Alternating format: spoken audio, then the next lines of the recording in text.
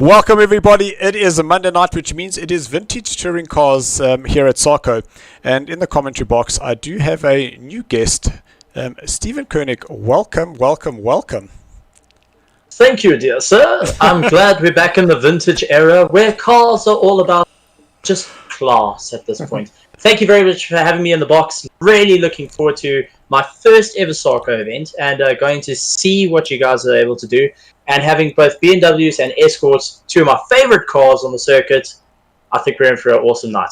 100%. And Andrew Horn in the director's role, and that's because unfortunately Ashley, PlayStation's troubles still continue, so he is not there. But thank you so much, Andrew, and I'm sure that you'll be jumping in the commentary with us as well.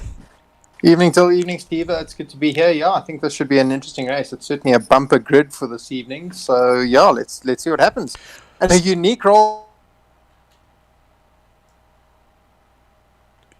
So we did lose Andrew there, but let's jump onto the track and just make sure that Stephen is able to see that. So just give me a second there, Stephen, and we're able to share that screen on for you.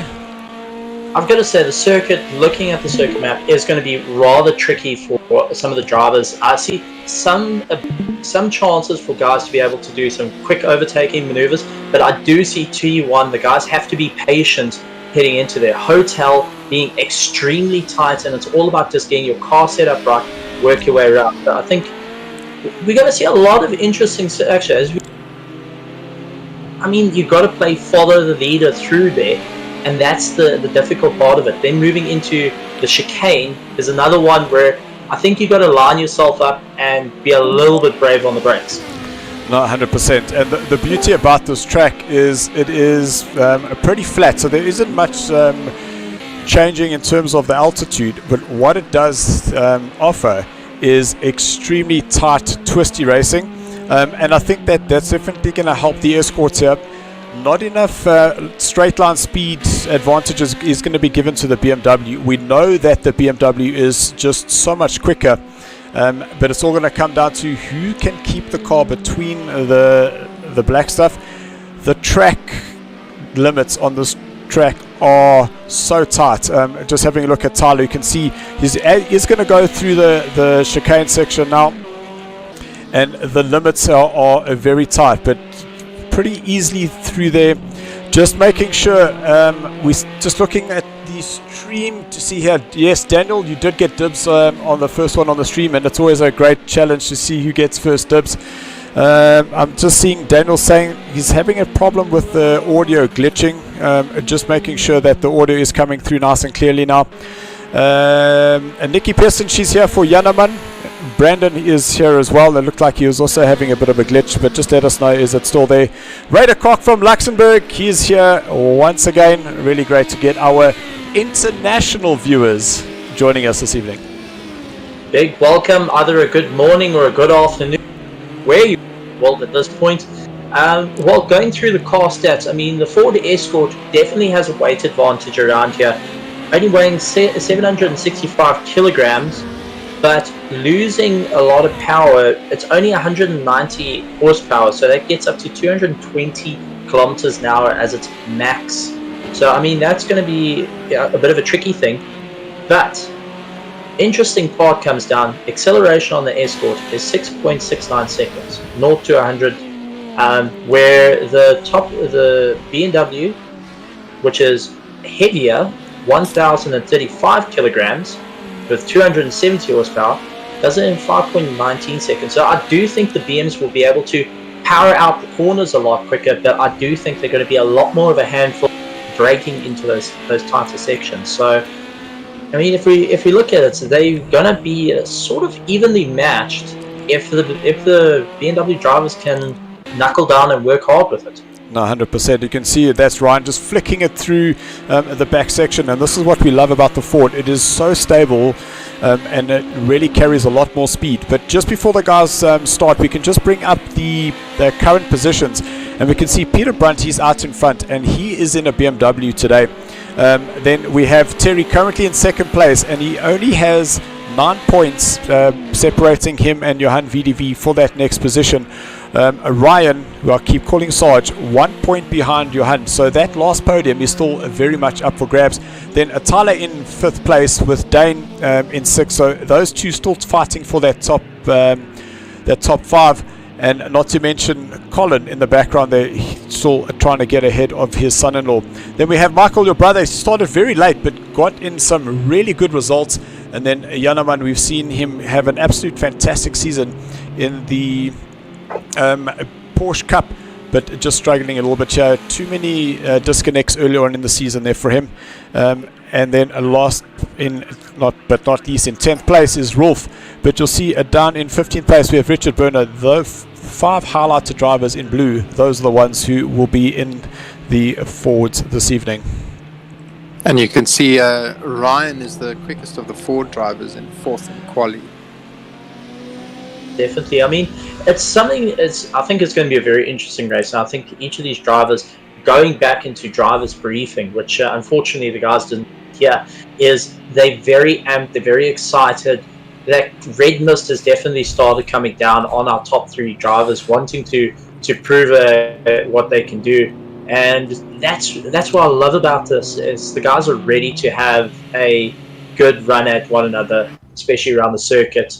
And what better way to kick off the vintage with drivers ready for action? So, as we've seen in the last few weeks, this Bravo tier brings in some of the best racing out there, and certainly with this sort of mix of drivers, the Ford and the BM are pretty evenly matched and produce some awesome races, that's for sure.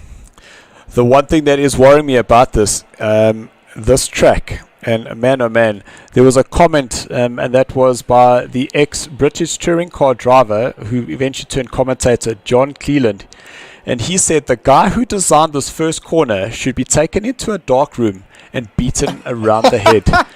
And I cannot agree with him anymore. There was a very famous saying in the race admin in South Africa. It was done by Glenn Rowden, eventually followed by Terry, who turned around and said, some people just need to be taken into a room and smacked on the willy with a wet shoelace. I'm sure Andrew's heard that more than once, a few times.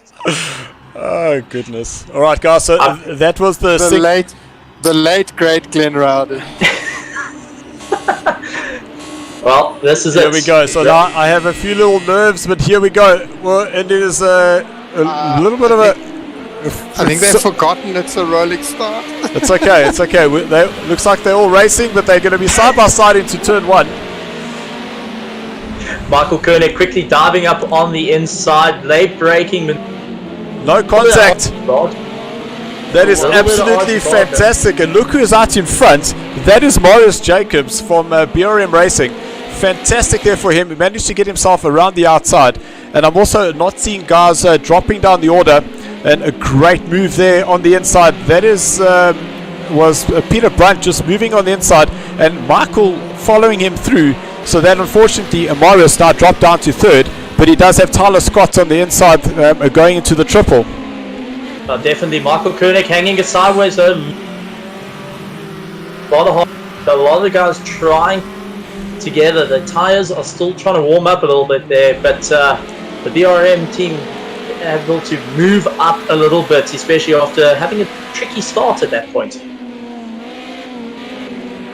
Absolutely fantastic racing. Each of the guys just giving it their absolute all for this first lap, and as Andrew Horn said, they forgot the formation lap, and it's all about giving it lights being flashed though, saying I'm gonna catch you, as each of the guys really just boosting their way around the circuit, hard on the brakes. Oh, contact though on the escort. That was Johan and Ryan?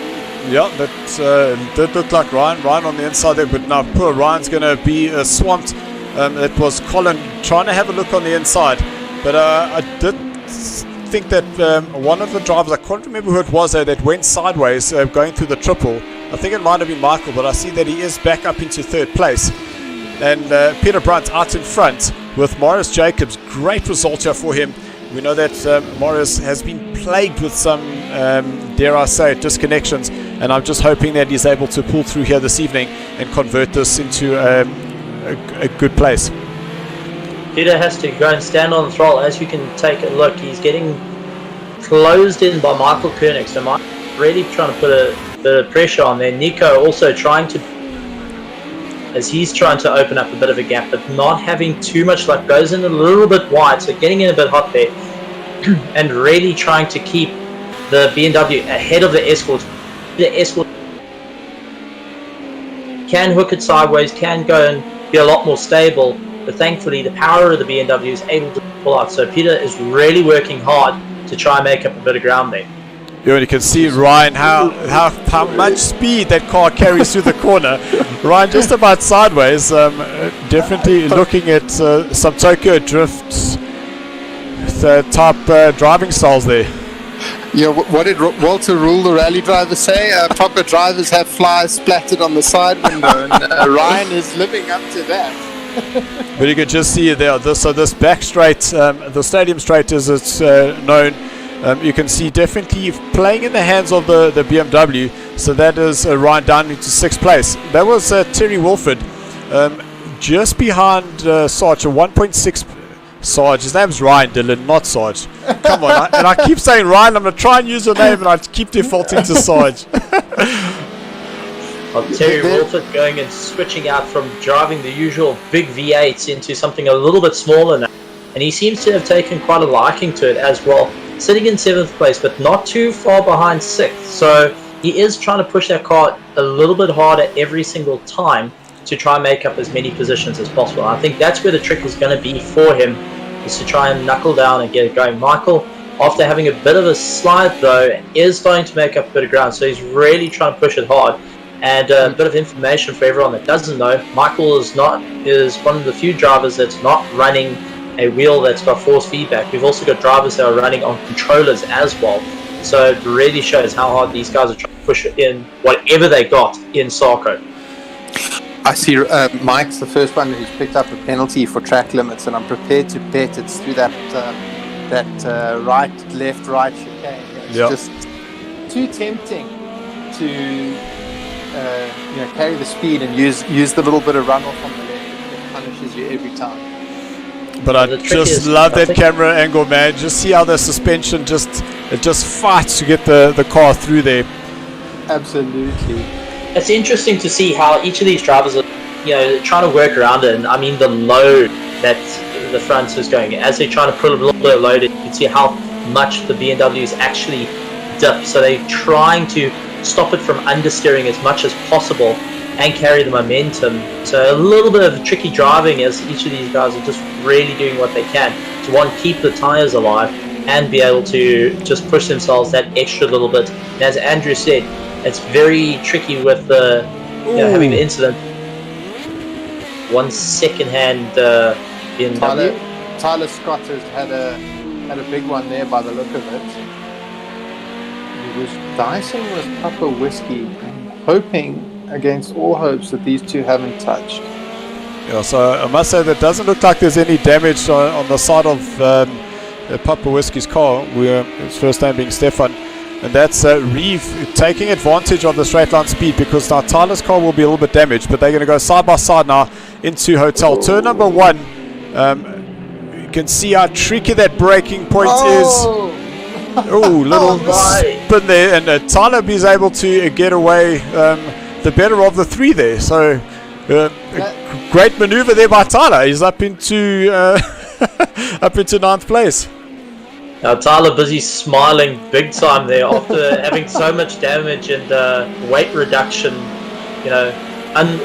involuntary weight reduction, getting the better of the incident and managing to keep it. I thought he saw his life flash before his eyes, but able to keep it going. Sarge though, Ryan going and having an absolute. Oh, there's Terry in the background. You saw that outside curb running out of turn number 6. We're going to find Terry possibly up against the wall there. And we saw it in the GT3s. Oh dear. That curb on the outside is so unforgiving. And it looked like Terry just rode it just a little bit too much. Lost the rear, and that forced him right into the wall in the front. Hopefully he hasn't taken too much damage onto the car. So we're going to get a front shot. A little bit of scrapes, but nothing too bad, but does lose the front end again. I think he's starting to get a little bit hot and bothered underneath the collar, but Terry is trying to pull it all back together. He's got to pull the reins back and get himself focused to carry on, because he's got Tyler right behind him in a bit of a bent up BMW that's looking to capitalize on Terry's mistake. So Terry's got to keep an eye on Tyler. As we know, is not a driver just to sit down and wait for something to happen. That is 100% true. I see Terry's picked up a track limit penalty, as well as Colin. So those are starting to creep in as we thought they might. But I'm so interested to see that third, fourth, fifth, sixth. Look at that. That is the battle now for fourth, fifth, and sixth place. And Ryan in that Ford is really keeping Janneman on his toes here. And we'll see now how much speed that the Ford is able to carry through turn number 4. And it is a long right-hander, which then leads up into the chicanes. I think that Escort is a little bit more nimble through that chicane as well. That BM feels a little bit more cumbersome from the...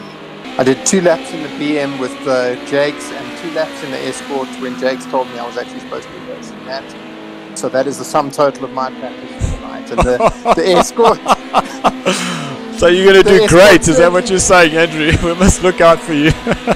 Yeah, I'll be against every wall and mowing every bit of lawn here for you guys. So... But yeah, the Escort certainly feels a lot more nimble around this track, so I'm quite excited to see how that plays out. Well, the Escort is a little bit lighter, but Ryan up on 2 wheels there. You're Ryan. The Escorts are lighter, so they do have the advantage of flicking around BMWs. But as we've said, the BMW's raw horsepower and acceleration should be beneficial. But each of these drivers are just giving it absolutely everything they got as they try and do everything. Steven, though, really also trying to keep on track of things and keep himself going. Dropping down a position, but definitely not what he wants to do. He wants to try and keep climbing as fast as possible and keep into the toe. Now, I think that's the main thing with these old touring cars, is you just have to try and keep in the toe of everyone and pull yourself along. And not scrub too much speed in the corners as well. They don't light up like the more modern sort of GT3 and GT4 cars. So you battle with that quite a lot. Pure momentum. Terry now trying to do everything he can to power his way through and make up a bit of time after his unfortunate loss of traction and deciding to French kiss a wall, which once again goes and decides to mow the lawn just to check out Cape Town as he moves his way around the circuit. But you can see really fight that Escort now and getting a little bit bothered by the car ahead of him. Do you think Terry's starting to psych himself out today? No, I think what's happened is that with him hitting the front, is that might have given him some front suspension damage. So that car is going to be very tricky to get that nose down, to find the grip and then accelerate. And if that suspension is softer than expected, all it's going to do is just roll and the rear is just going to let go. Gentlemen, still pushing hard to get on the back of Nico. You can see how he's been fighting that car, or driving that car so faultlessly and keeping into the toe. He's really down, braking a little bit earlier though, go a little bit slower in, a little bit faster out, but you can see how tricky that first corner is, as they all have to just play a little bit of follow leader, ease onto the throttle. You can't just stomp on it and go. But what's in this turn of not actually fighting Nico, they're starting to catch up to Michael Koenig. Nico out-braking himself, locking up the brakes, losing a little bit of time, but is trying to pull away from the other one. So that's very good driving from him. But as we know, that red BMW is not going to let go anytime soon. No, definitely not. And it's actually so surprising that you're saying that Michael, I know that he was using a wheel, didn't realize it was a non-feedback wheel. So that is absolutely incredible. Well, we've got some amazing talents in SARCO, and as I said, guys running on force-back feed, they've got the fanciest setups. We've got guys that are running on controllers and even non-force-back wheels. So, it's open for everyone, and that's the whole thing about SARCO, is just to get as many people in as involved, get them into sim racing and get them into a competitive scene to line up with one another and actually take it on to, I believe, an international stage at this point. There's a great bunch of people through that we've all met through SARCO, and it's I think that for me has been the coolest part of it all. I mean, the racing's fun as well, but the friendships made are they're really cool, I must say. Yeah, one day you're racing, the next day you're heading off to Pekisa to go watch some racing. Yeah, exactly. You're like have a boys' weekend away. It's really, really cool. So Janneman and Colin still fighting really hard, and it's really turning out to be such a great battle here between these two. And not to mention Sarge in the background. Sorry, Ryan in the background there. I think Sergeant of him. Ryan. I think of him, and I just default there.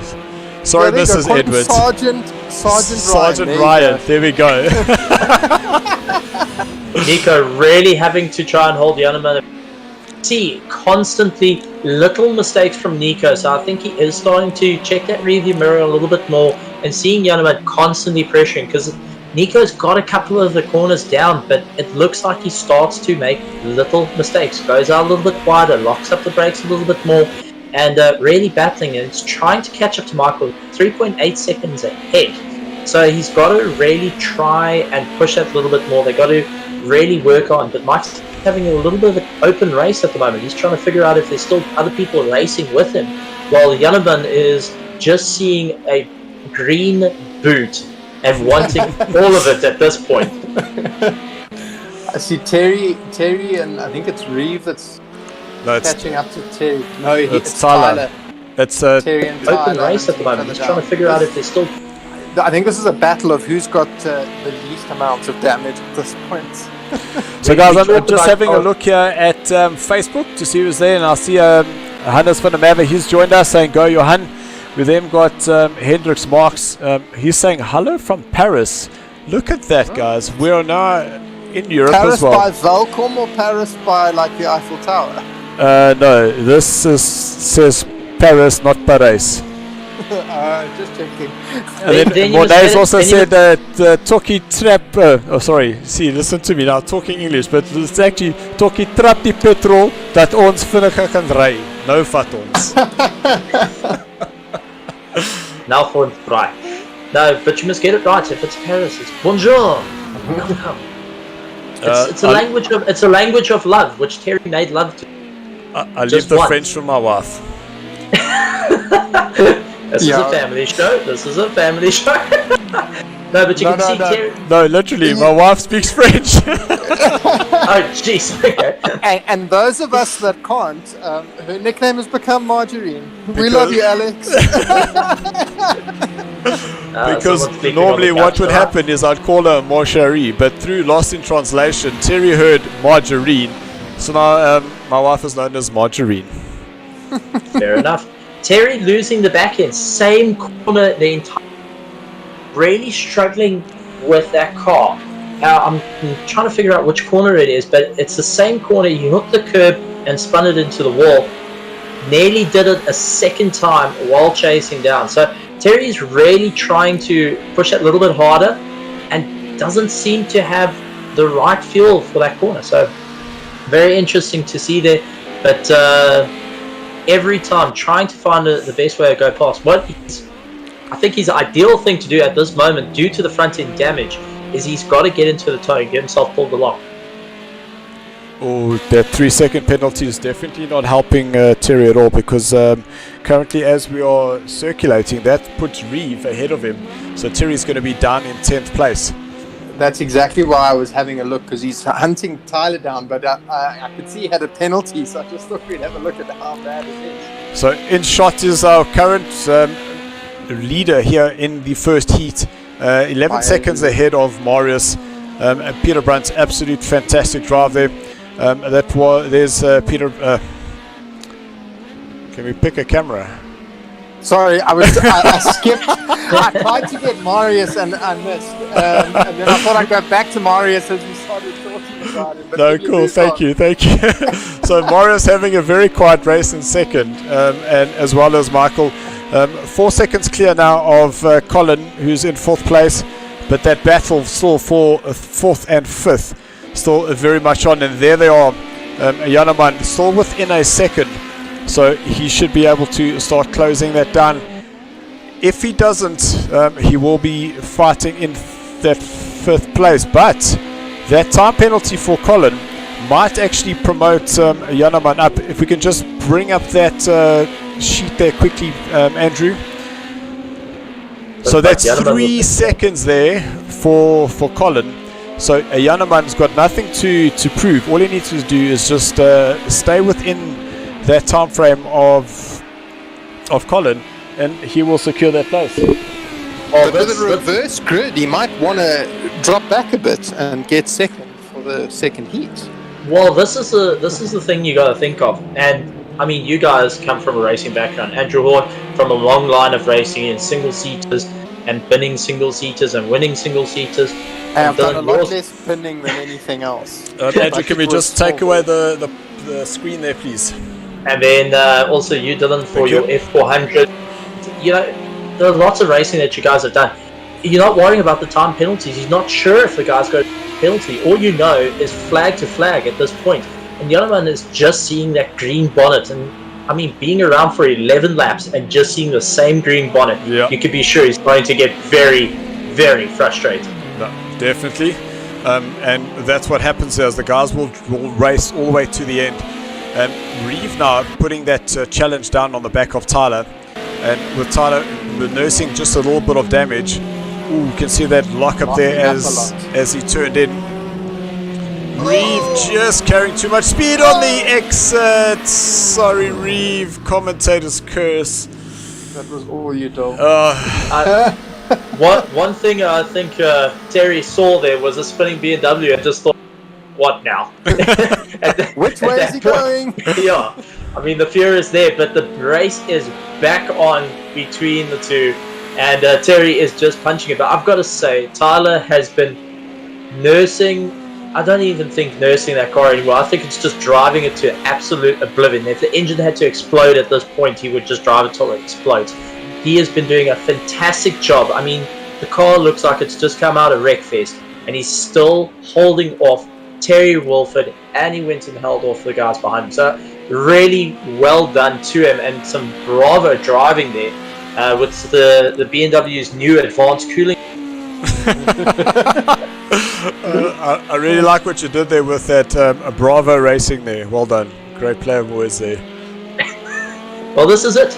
And you know what? The Bravo is one of the superstars. I mean, we've got Bravo, and later we've got Alpha that are going to be joining in. So it's really fantastic to see it. And it's the superstars of the SARCO racing. I mean, it's accessible to. And we're seeing some hidden talent come out from, you know, local, well-known race drivers to guys that have been doing sim racing on just for fun.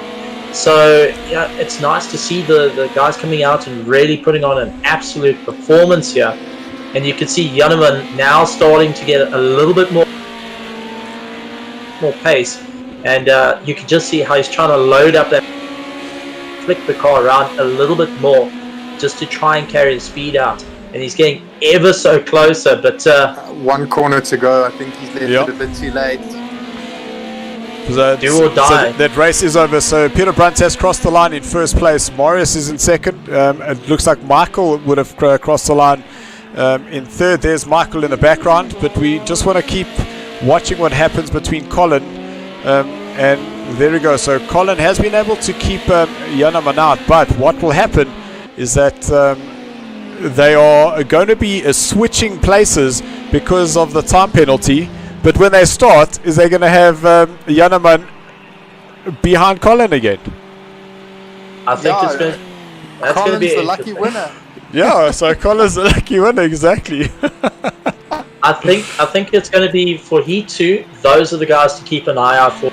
So be sure that Janneman is busy sucking on the coke right now, having a chat to his family, going, what do I need to do to get past Colin? And that's where it's going to come down to. Tyler's going to be thanking anyone that would listen to him at this point, that the race is over and he doesn't have he's aerodynamically challenged at this point. So I think it's absolutely phenomenal. But well done to the guys. And Heat 2. Reeves going to be kicking himself because he was making his way up nicely until he had that spin. He's going to be really kicking himself. Definitely we going to got be. Dane and Stefan on the last sort of corner battle. I think it's a little bit challenging. The whole corner, you've got to be really right up there before you can make a move. But unfortunately, not close enough. No cigar there, but absolutely phenomenal racing. Let's see what Heat 2 brings us. I see Racing Rules disconnected right at the end there, just after everyone had crossed the line. Yeah, so I did see that, and the score that I did get was 13. So unfortunately, we did lose him. But now let's just. So absolute fantastic racing there, and so glad that everyone is still watching. Lots of comments coming through. So guys, we will be getting the screen back on. I realized that I wanted to have a chat, but then I have to control what's happening in that lobby. So we'll just take off the qualifying, and once the qualifying is done, we will be doing that reverse grid. Dill, you might want to just remind them that this one definitely is a rolling start because they will not be in position. Yeah.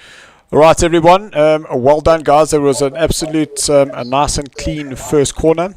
Just remember, starting positions for this next race is Sarge, you're going to be leading the way.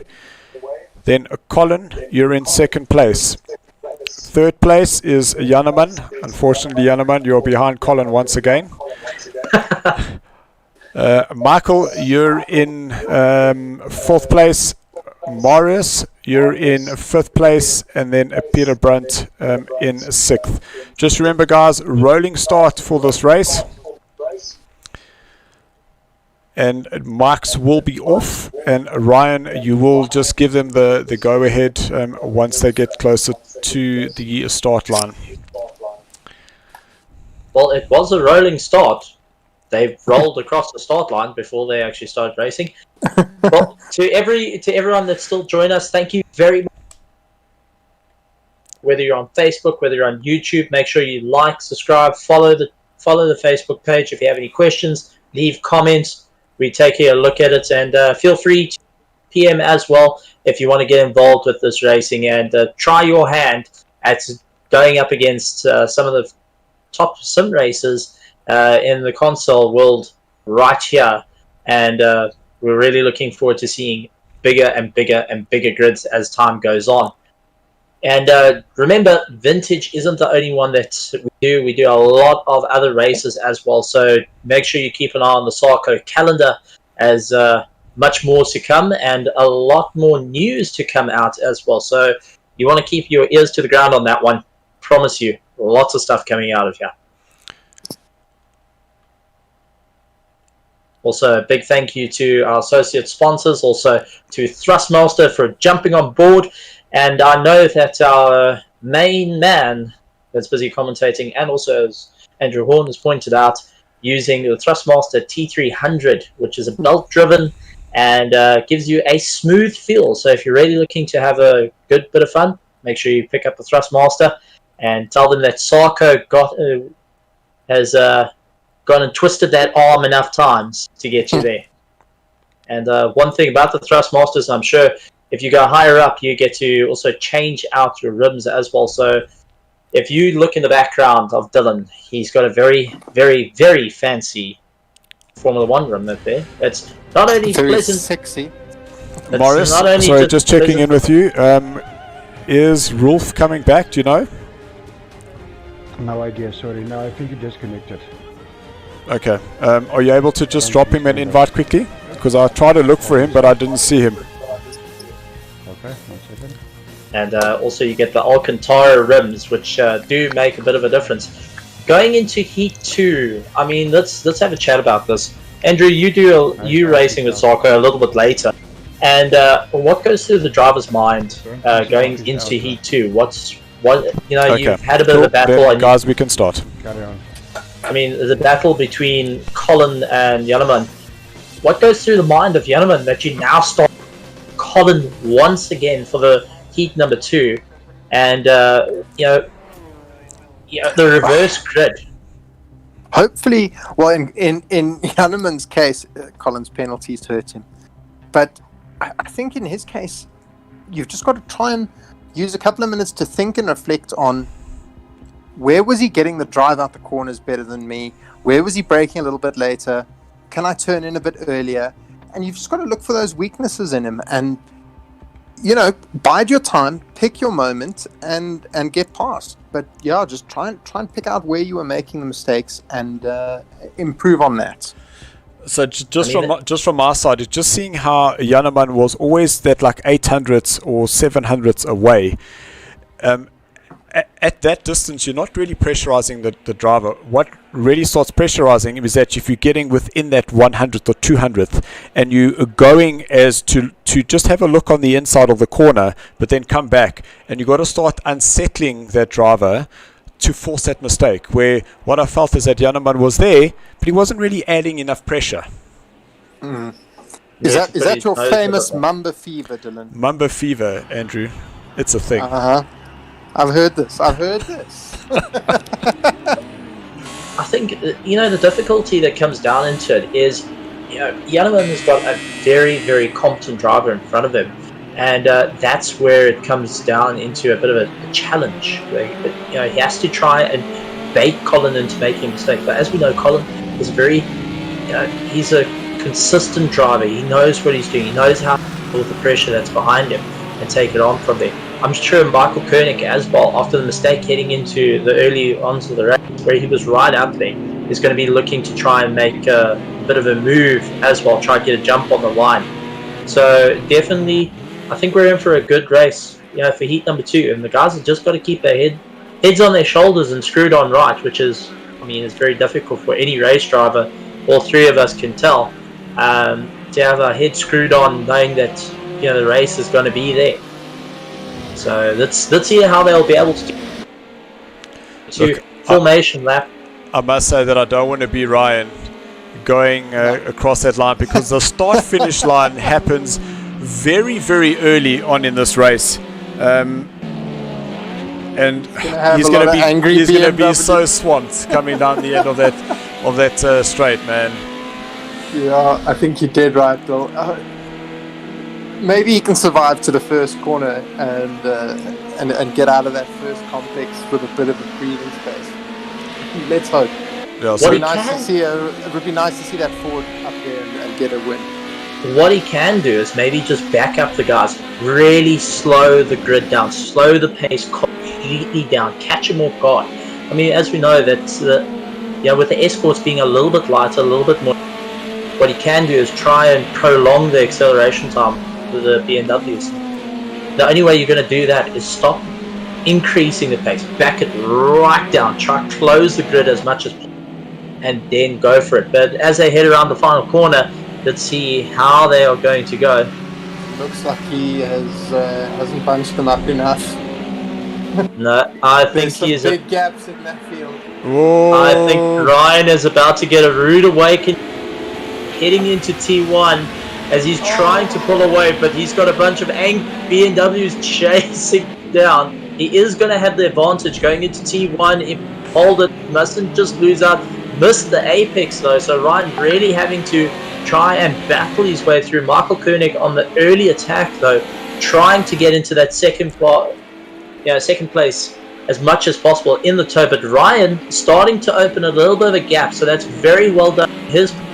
Now he just has to worry about Nico with that green boot chasing him. Kick off the rear there for Ryan coming out of turn number 2. He is trying to get that escort up there. And you talk about a tank slap, I think that's more battleship at this point, as he's trying to find his way through. It's Michael, you got very sideways there. You can see Michael now dropping down the order there, and he keeps dropping. So he's now recovered down in 8th place.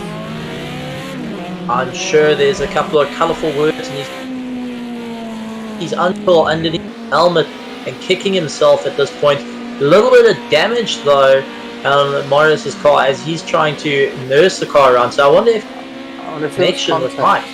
Yeah. He might have actually got a little bit of contact there. Nico having a big smile on his face. He's not checking a big red BMW 2002 with Momo written on it, chasing him down at this point.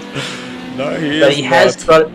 but he has got a very aggressive Ryan right behind him, who is going very, very wide and missing those apexes. So Ryan really pushing that car, but Nico with open air starting to open up a bit of a gap now.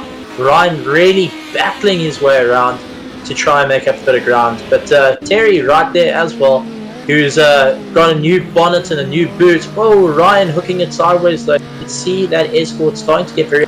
We talked early on about how the Escorts were very settled. Now I think he's just trying out limits to it at this point.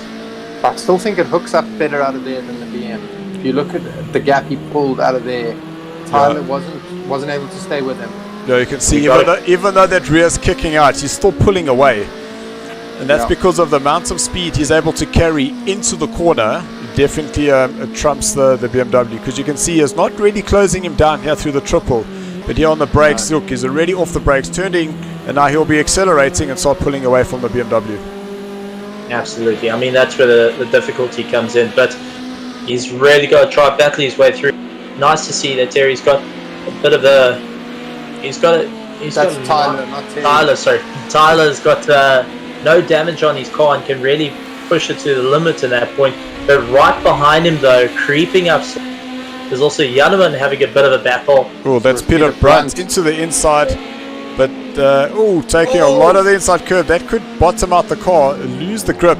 But a great maneuver there by Peter Brandt. But now look at through the middle is Terry. What did we just see? That is Terry taking advantage of the two BMWs.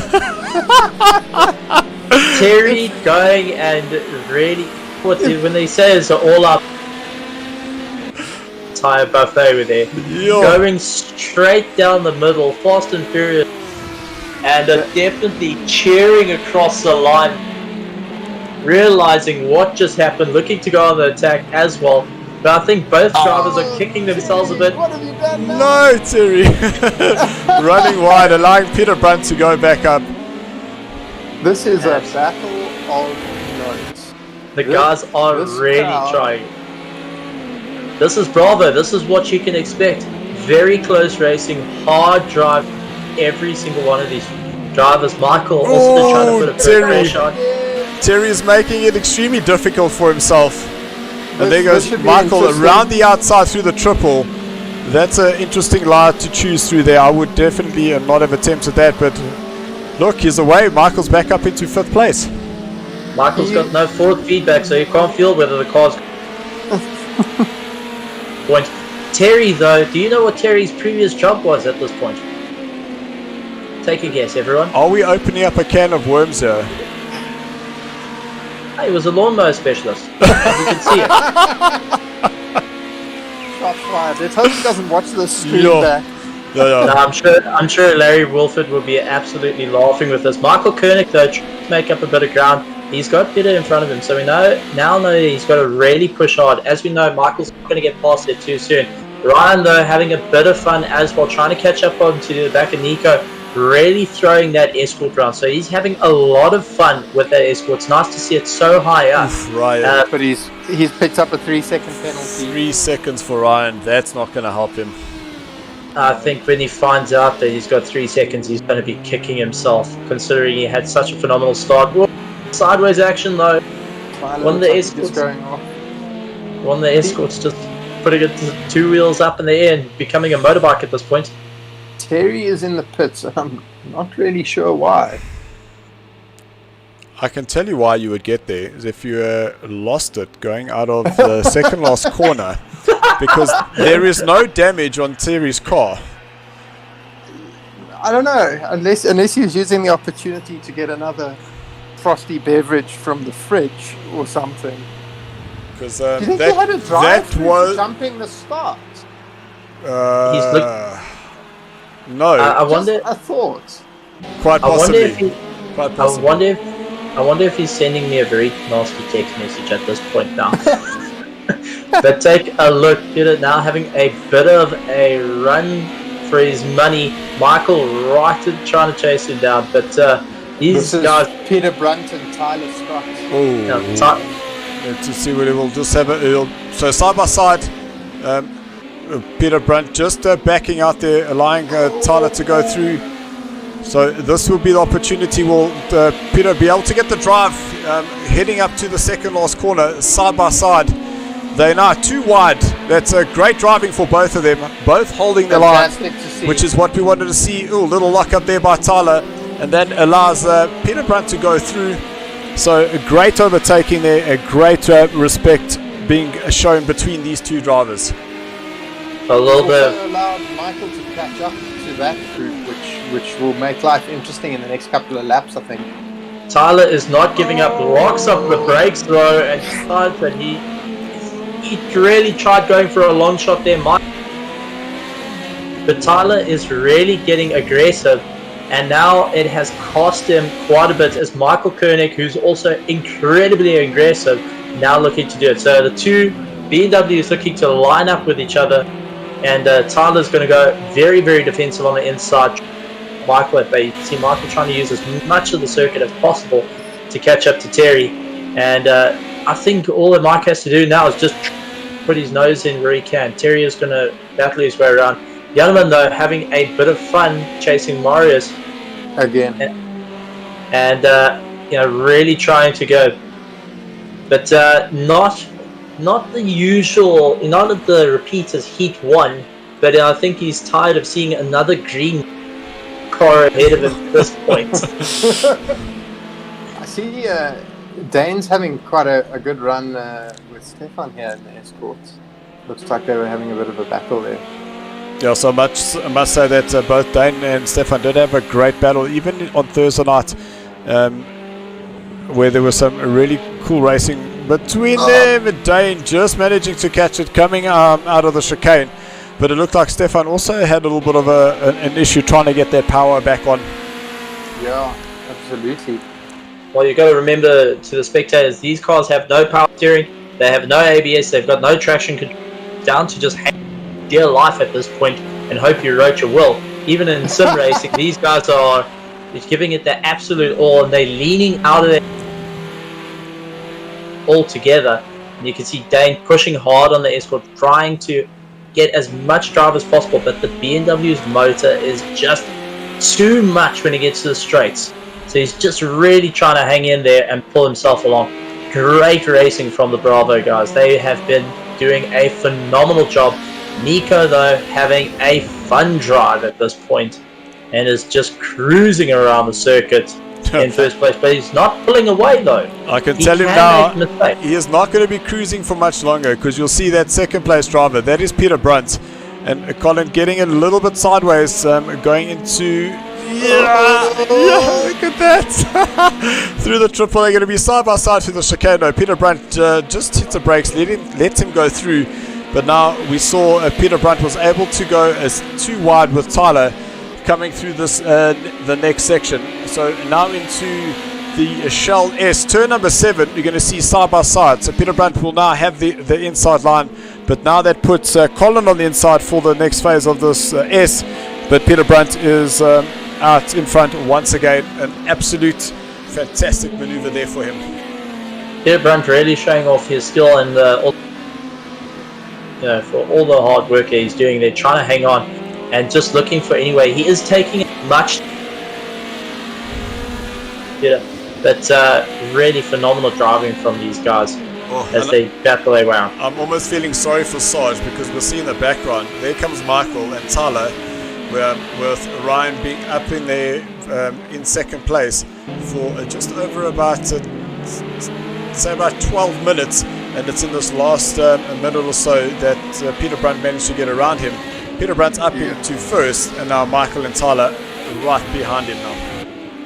Definitely feeling sandwiched between the Germans at this point, and Tyler getting pulled along. So the good thing is Tyler is still on.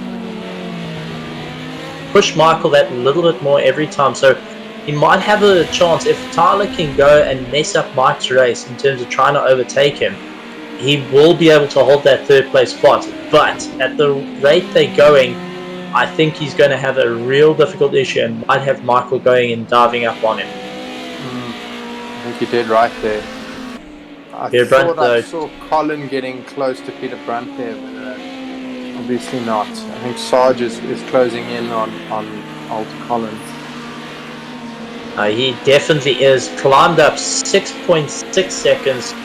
He's really pushing that little escort as fast as it can go and really hanging around the corners. And it's lovely to actually see how close and how evenly matched these cars are around the circuit, because the BMWs just haven't got enough of the straight to pull away before they're getting the escorts ramping up behind them.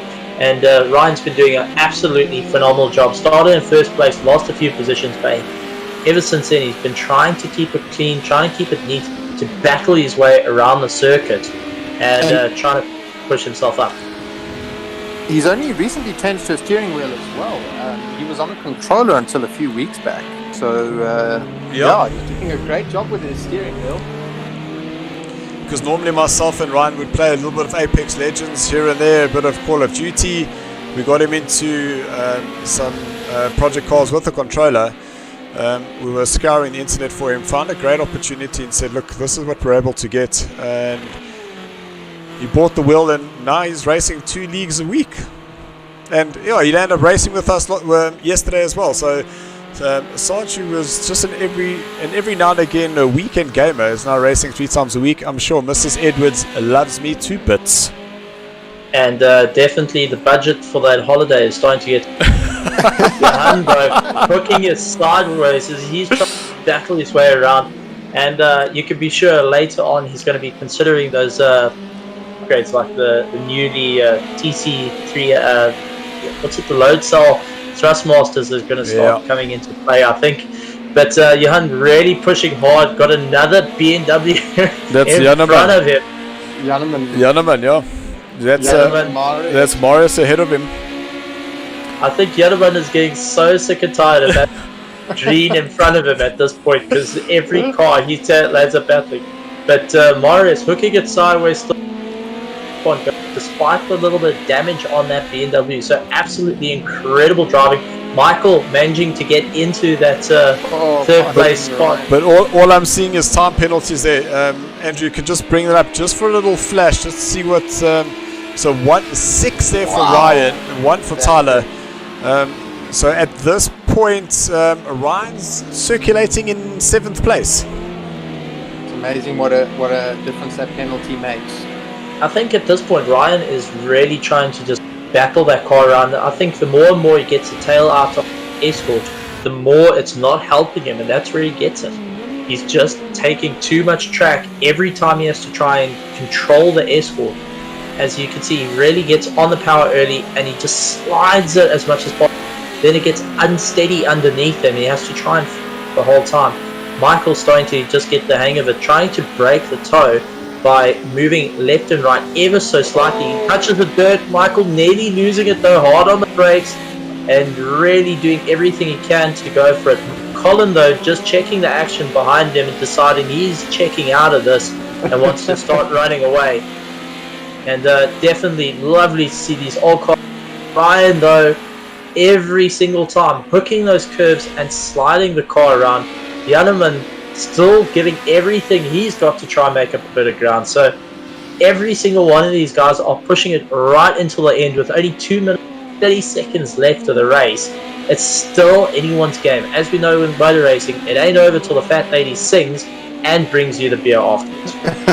Yes, please. I'll take one. I'll take one. Wait, no, I've got a race. Hey, my teammate for the endurance was drinking whiskey while we were racing. So no ways. Jake's in Alpha can tell us a little bit about that. Michael Koenig catching up to Nico though. Oh, Colin won't love this. He's gonna be sweating. Colin is now starting to sweat a little bit as Michael Koenig is pushing, and I'm sure Joe, Michael Koenig's second half, is busy cheering on with Alan Koenig just ever so slightly checking in the room to see if they're being murdered at this point. Colin late braking though, hooking on the brakes a little bit late, locking, not losing too much time thankfully, but Michael is starting to pressure him. He has to make a move though, 1 minute 20 left of the race, and Michael is really looking for any bit of power, any little bit of momentum that... Oh, I lifted my seats away from my pedals there when I saw that. I got a front. Absolutely incredibly close racing. So these guys are really giving it their all right till the last. They know that the race is coming over. That might be a penalty though for Mike. He did take a lot of curb there. So it's depending on how favourable the game is. Really bribe the game. In the toe though, Mike ducks on the inside, late brakes. That's So what I'm talking close. about. You see, just show the nose, apply the pressure. Will he go? Created uncertainty. Mamba fever. You know what? It's that a was thing. amazing awareness to sit there and say, oh, I'm not going to make this move. Let me back out of it, duck back in behind him, and live for another day. Yep. It's really, that's good to see. That's what we want to see. And Terry busy going and making sure that while I think Terry saw that pack coming and said, I'm going to mow the lawn. Yeah, I'm getting out of here. So Michael now looking to go around the outside into turn 1. So this is known as a This is hotel. going to be the last lap. Kick of the rear, move to the inside. Great opportunity there for Michael. Will he be able to just hold that tighter line? They're going to be side by side on the exit. Oh, But rubbing is racing at that point. Colin's on the inside here into turn number 2, so he might be able to hang on to here. But now we know through the triple it is single file through there, and we don't expect any positions to be changing unless Michael's able to brake really, really late and into the right-hander, just sneak it up on the inside. He has got the momentum though, and Colin is starting. Colin is sticking that car right where it needs to be. Colin has now made the BMW 2002 Galaxy at this point to try and hold off the onslaught of Michael Koenig. Michael really trying to pressure him on there, gets into the toe. Now this is what he's got to do. Just try hang in the toe. You see, he's really going defensive. Oh, there's not going to be much space there. He's holding the dummy. He's holding the dummy. Oh! Just jump to Colin, the outside view there. Oh, nothing is amazing. Colin really tried everything to hold him at bay. They're both understeering each other. And it's side by side. to the second last corner. Last corner. Oh, big knock though. Colin giving a big nudge to Michael there, just Michael's letting him gonna know. find that. What an amazing end to that race. Holy cow. Wow, wow, wow. Then in the background there, Tyler in 4th place, then Ryan 5th. But we still have Marius and Janneman, another battle that was going on there. You can see Janneman just flashing the lights there. So Janneman will get 5th place due to Ryan 7th place as we had predicted early on. And Marius gets 6th position there. And Janneman's favourite colour is now green at this point.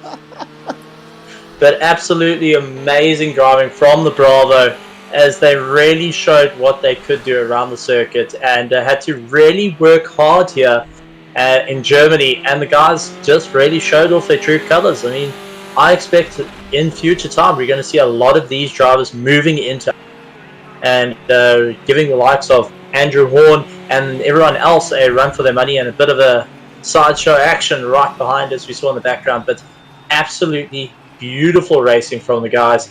And great some side-by-side action. I promise you, I was starting to climb out of my seat here, just trying to figure out where the heck I'm going to go. And as we see there, Peter taking 1st place, followed by Colin, and 3rd place going to Michael Koenig. And for Bravo, I mean, phenomenal driving from these guys. They were really hanging in there as much as possible and battling their way around the circuit. Absolutely brilliant to watch. Well, now the bar has been set for Alpha, and hopefully they've been this. Now they realize the bar's set, and they have to try and keep it to that level. And brilliant to see very little actual major contacts that we saw in the race. So bravo to every single one of those drivers. And we'd like to hear from you guys in the comments, Facebook, YouTube. Guys, what did you think of that race? Who was your favorite driver of that whole race. And well, we got to get you guys on board with this. I mean, this is absolutely brilliant. This is SARCO.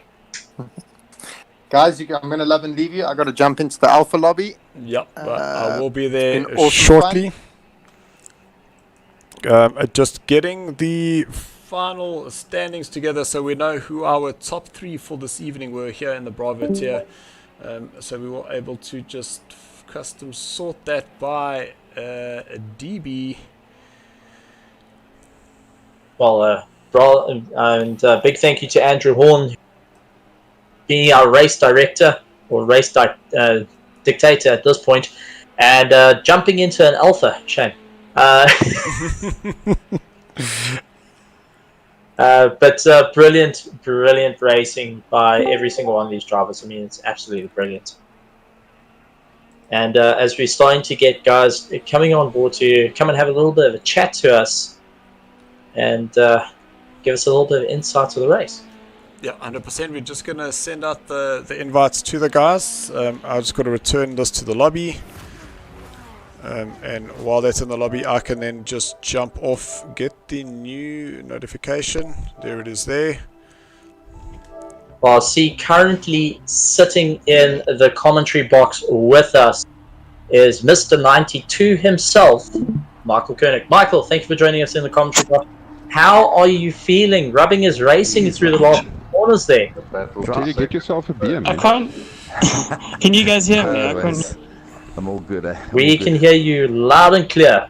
Okay. So I accidentally joined here. I can't hear anything over my headphones. But well done to everyone in the field, and Peter Brunt again is fantastically fast. I don't know who I was racing, but whoever it was, he drove very well, and well done to him. He deserves that second place, more than me. Well, that was Colin that you were racing up ahead, who had a fantastic race with Jan back in heat number 1. So, Michael, take us through the heat number 1 and heat number 2. The build up to it, and you had a little bit of sideways action where you lost it a couple of times through the early stages of the race, T1 to T4. Were you battling with the car a little bit? Was back stepping out on you, or was it the dreaded curve starting to take into effect? Well, there was no real build up, but no, I just drove like an idiot, and that's why I spun, and that's all it was. There wasn't tires or curbing. I just drove like an idiot. That's about it. Absolutely, and bravo to you for taking that 3rd place, and for all the hard work. And also now in the commentary box, I see Colin and Michael now side by side once again in our commentary booth. I don't think the booth is big enough for us at this point, as you guys tend to share wing mirrors and everything at this point. Colin, thank you for joining us in the commentary. How do you feel after that race?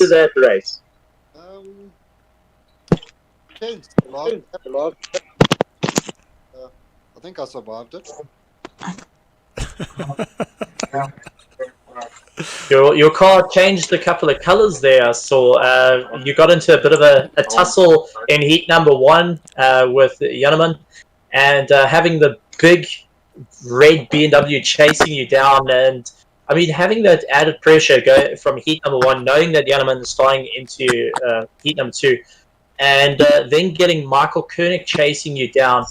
You managed to hold them all at bay, but I'm sure you were sweating a little bit there, or was it cool, calm, collected, forget about the rearview mirrors because you can just push them out any place? I'm always cool. Me. Look, I don't like my car, so luckily the guy we change it race for race. Yeah, that definitely is the case. Good race, well done. Well done. Absolutely brilliant, fantastic, and we have to say a massive well done, Peter Brunt. I mean, absolutely. Heat 1 to Heat 2, you drove like an absolute star. I'm sure you put in lots and lots of practice for your car, for the race build up.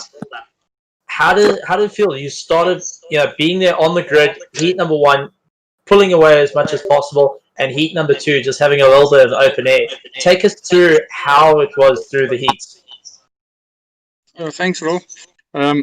Yeah, both heats, no good starts. Quite a nice race. Some rubbing, no bumping, just rubbing. But yeah, it was quite nice, especially the second one, getting through the traffic. Me and Terry had some dice going, and yeah, sandwich on a state. But yeah, nice race. I really enjoyed it. Absolutely amazing. I mean, you guys put in a fantastic effort right here at SARCO for the Bravo side. And we're going to go through. Michael, what's your plans heading into the next race? Are you going to get a little bit more practice in to try and get ahead of Colin and Peter? Or is it going to be just trying to refine the car just that little bit more to get a bit more pace out of it?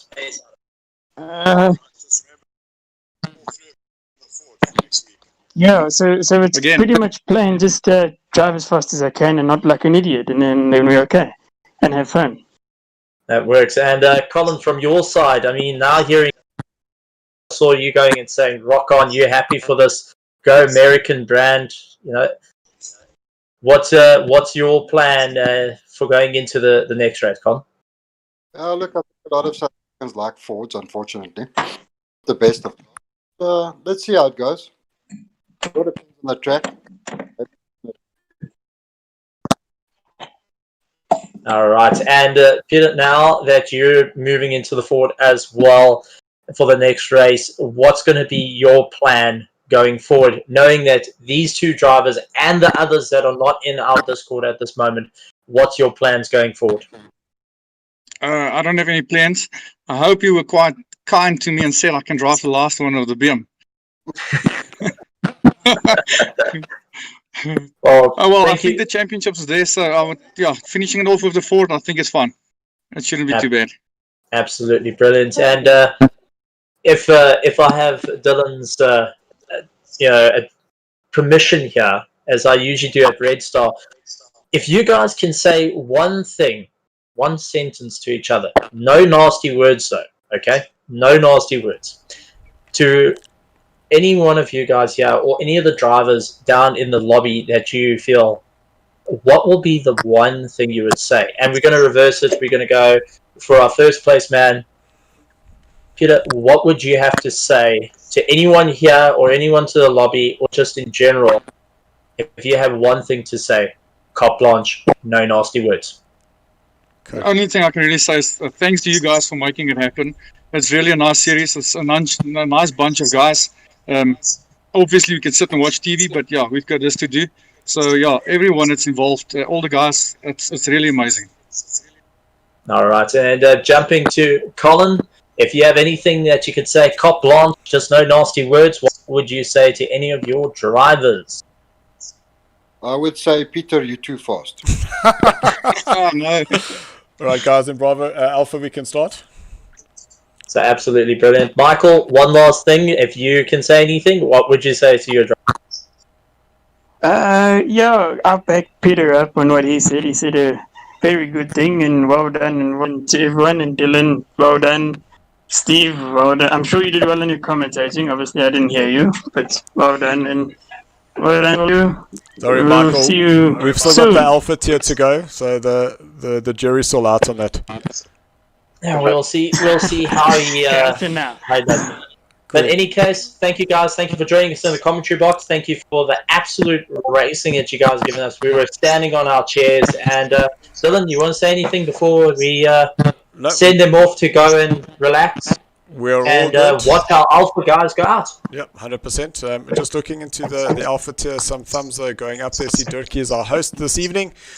We do have our director, so Ryan, he'll join us up in the Discord now. But other than that, yeah, we're good to go. All right, thank you very much, guys, for joining us. And thanks, chaps. Enjoy. Ciao. Bye-bye. Bye-bye. Bye-bye. How do you exit? My brother being technically knowledge sort of there, not sort of there at this point. I'm going to be switching over to my bigger headphones because my little headphones decided that they're going to let me know when it's going to all fall apart. Oh, goodness. Well, at least you'll still be able to hear us. Oh, I can still hear you until the battery goes dead. But we'll see how that goes into it. So, big bravo and well done to the guys. Dylan, give me your thoughts on that Bravo race. I mean, guys, I can't get rid of it. you've seen the racing all season and now building into it. What do you think? So in the beginning, obviously, as guys start trying to get used to each other, they do make a few little mistakes, a little bit of nudging. But as you start learning what the other guys are going to do, where they're going to be positioning their cars, it then starts making it easier for you to race. What we saw now is the fact that Peter Brunt was able to go too wide through those S's with two different drivers just shows that the guys are racing with that respect, and that's the one thing that we ask for here at SARCO.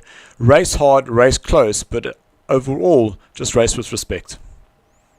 Absolutely. I mean, now we're going into Alpha, guys. Can you give us a little bit of an idea of what to expect from these guys? You went and mentioned they are a little bit quicker and a little bit more refined in their sim racing style. Give us a little bit of insight. You've got to sit down with a couple of the guys and have a chat to them.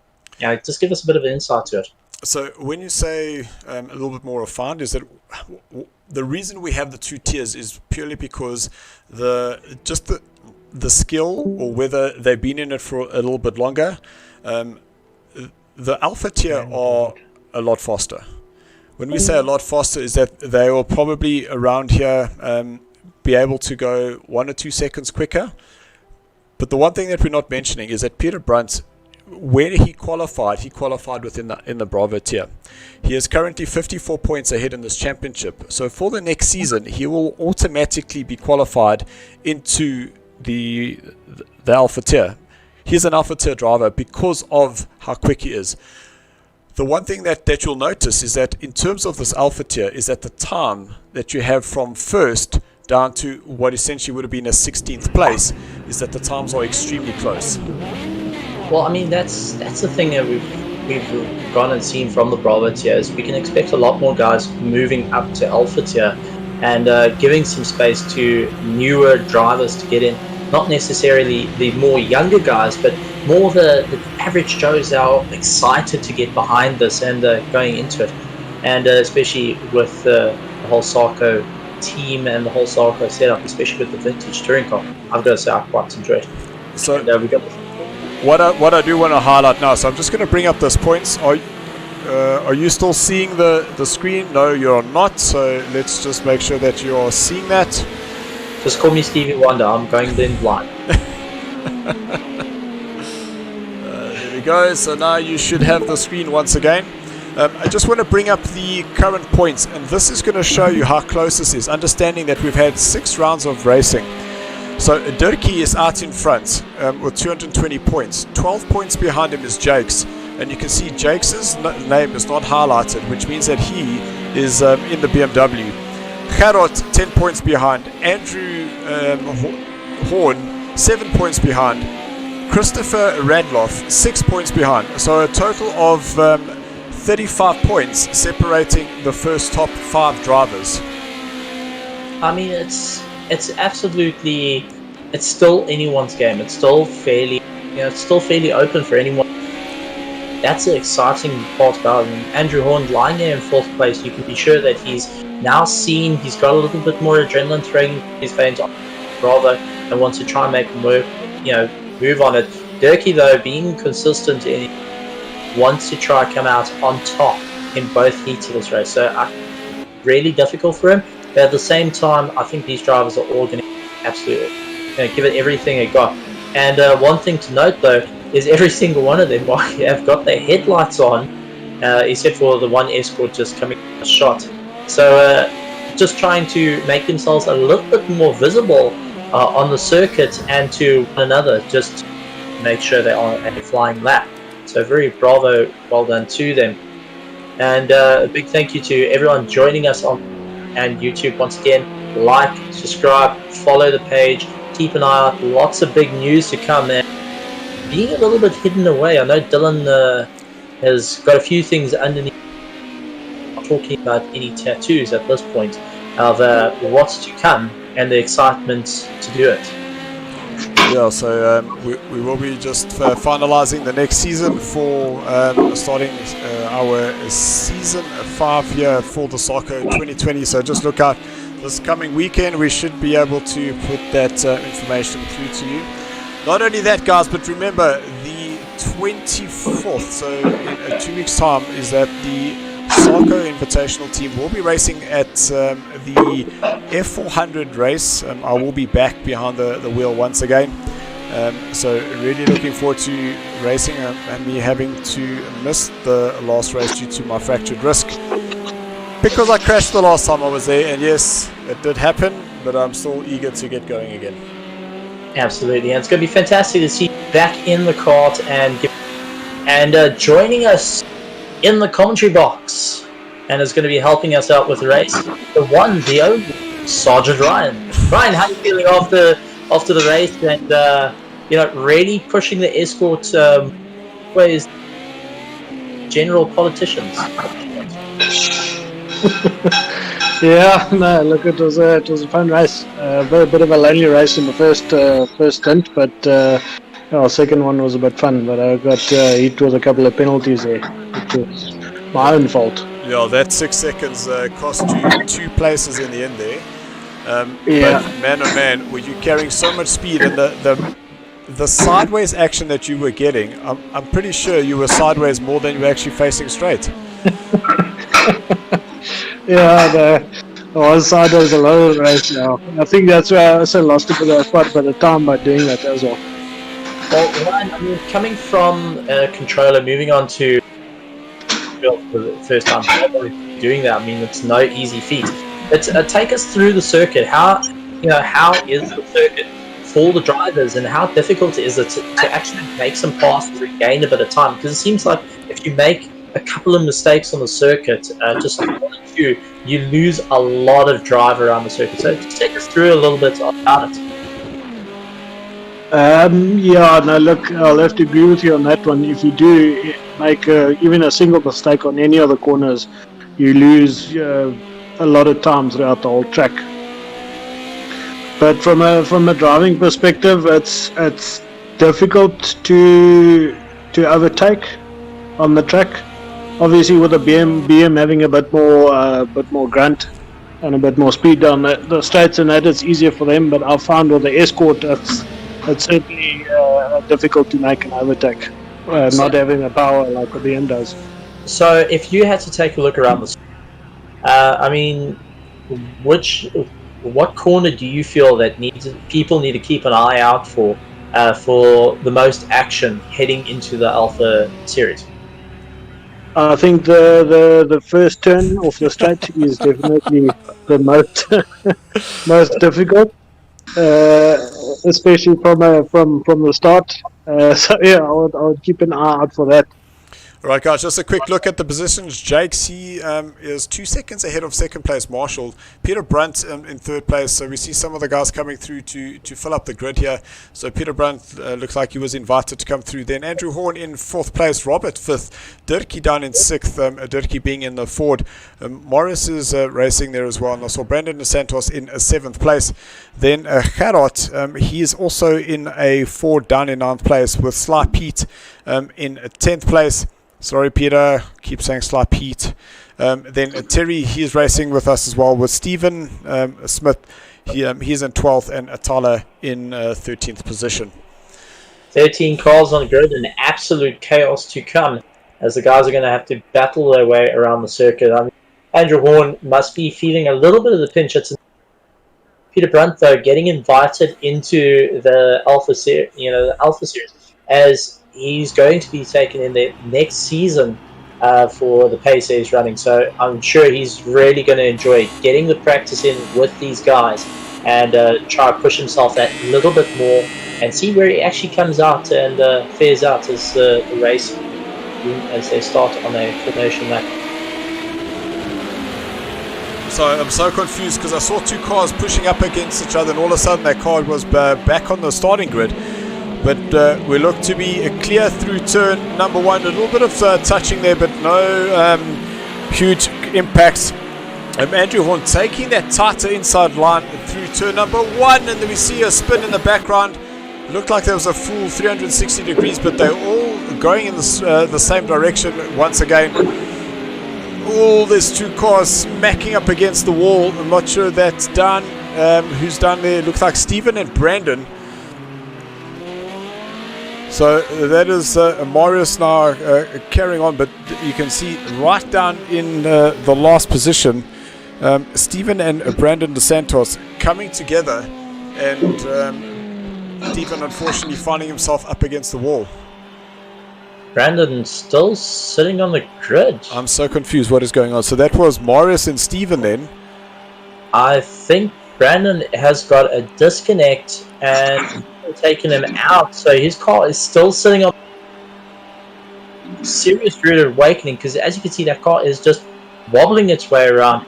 But definitely Marius not a happy camper for losing out a bit of time there, especially after coming off such a close race in Heat 2. So he's going to be really chomping at the bit and feeling hot underneath the collar as we're going to be rejoining our action. Peter Brunt though still having a huge amount of fun, pushing his way up, and currently lying in... That's third place. Ooh, you can see a car in the middle there. So that car is definitely not on the grid there, because you saw how the cars went through. So that's Peter Brunt chasing down Marshall, and just ahead of Marshall, that is Jakes, currently half a second ahead of Marshall, who races for the Chasing Beavers, and that's me that's been disconnected. The guys are really trying to battle their way around. So unfortunately, a bit of a disconnect during the course of the thing. But Marius really getting a little bit of a argy-bargy in the early stage of the race, really having to give it everything he's got. And you also have to take a look at Andrew. He's trying to push his way up through the race. So that's going to be a difficult one for these guys as early on as the drivers are trying to get. And as we know, Germany, not an easy circuit, as you can see on that track layout. It's a little bit tricky to make up through some of the corners, but we've seen some of the drivers unorthodox lines around the track to move up positions, and that's something we've got to keep an eye out for these alpha tier guys, is they look for those unorthodox lines to just keep themselves going. Now, I mean, Dylan, off to an early start, the guys are really trying. What's your thoughts on it? Yeah, so it's good to see that Peter Brunt is competing up at the top here. And just looking at the time that Jakes had posted, he was 2 seconds ahead of Marshall, but now we can see Marshall really holding his own here, and that gap not getting as far as I was almost thinking. But you can see Jakes a 146.3, so I'm not sure whether there was a little mistake there. And we can now see that we have rejoined into the lobby, that Brandon DeSantos is no longer there. So really strange that with Brandon disconnecting, that he took me with him. And poor old Marshall in second place is getting lots and lots of pressure by the Yellow Canary in the background there. And you can see Andrew Horn in fourth place. He's doing absolutely amazingly well there. Little message here from Brandon saying, sorry he DC'd you, Dylan. Brandon, it's all good. We are back in the lobby. We are running once again. And Peter Brunt able to get himself ahead of Marshall. And look at that, Andrew Horn in that Ford, carrying lots of speed there through the triple. What Andrew Horn should be doing at this point, just let hustle, just hang on coattails a little bit, because you can see Brunt is really trying to now keep ahead. And you just got to wait for a mistake at this point for the guys as they battle their way around the circuit. But, we'll have to see. Marshall not giving up the attack just as yet. Lost that second position, but now wants to keep going. But Jakes absolutely pulling a massive gap and starting to pull away. So Jakes has really got the race under control at the moment. But as we know, anything can happen. He's just got to keep it clean, keep it easy, and battle his way around the circuit. But now Andrew Horn trying to get onto the attack, gets into the toe and starting to throw that. What is saying that the Escort feels a lot more nibble around the corners, and as you pointed out, Dylan, is that you can get on and off the power a lot quicker. Yep. I've just been disconnected. So, I mean, that's where the difficulty comes in, where the guys have to try and throw them. So guys, we have lost Ryan, so luckily it's myself and Ryan that were disconnected, so none of the races, so if Ryan does come back into the lobby, is that he will be able to take control of the camera. So unfortunately that's why we are not changing the cameras just yet, and we can see that battle between 5th, 6th, 7th, 8th, 9th and 10th, 3 seconds separating those 5 drivers. And as soon as Ryan is back into that lobby, we will be able to have a look there. But Jake starting to pull a gap, 2.2 seconds out in front, with Peter Brunt starting to put a gap between himself and Marshall. But the man in shot currently is Andrew Horn, really giving it all, bringing this challenge up to Marshall, who's currently in 3rd place. A little time penalty there for Andrew. So once Ryan is in, we will be able to have a look at time penalties. And I see Jakes, our race leader, has got himself a penalty as well, and I wonder how that's going to affect the final standings, as Andrew gets very, very much onto 2 wheels and manages to catch that car squirreling around into the 3rd last corner. Andrew Horn really showing what he can. Jakes is trying to push himself a little bit more and scoring that time penalty, but he's still got about a 2-second gap ahead of it, so he's got to really just try and push his way and keep going so that time penalty doesn't impact him so much. And as we go down further down the field, one of the BMs looking a little bit heart sore at this point. Yeah, so that's Peter Hardeman, and that is Tyler Scott behind him. Oh, that looked like a little nudge on the back of Pete. And you can see he went on straight. Kept it out of all those, so that's at least good going for him. And I'm sure not a happy camper, but has to just knuckle and focus on driving. But definitely one of the BMs looking like what a move on the inside there. So that was Terry. Terry once again going very sideways in his little Ford. Terry is just flipping that car around. He has got a bit of damage on the rear, so I'm sure every so often kicks out on him. But definitely well done to him. Marius chasing right behind, keeping in the wings. He also wants to try and make it where he can. Seeing these 2 battered and beaten Escort and BMW ahead of him. Definitely the Willard's chip special cut right there for both of them.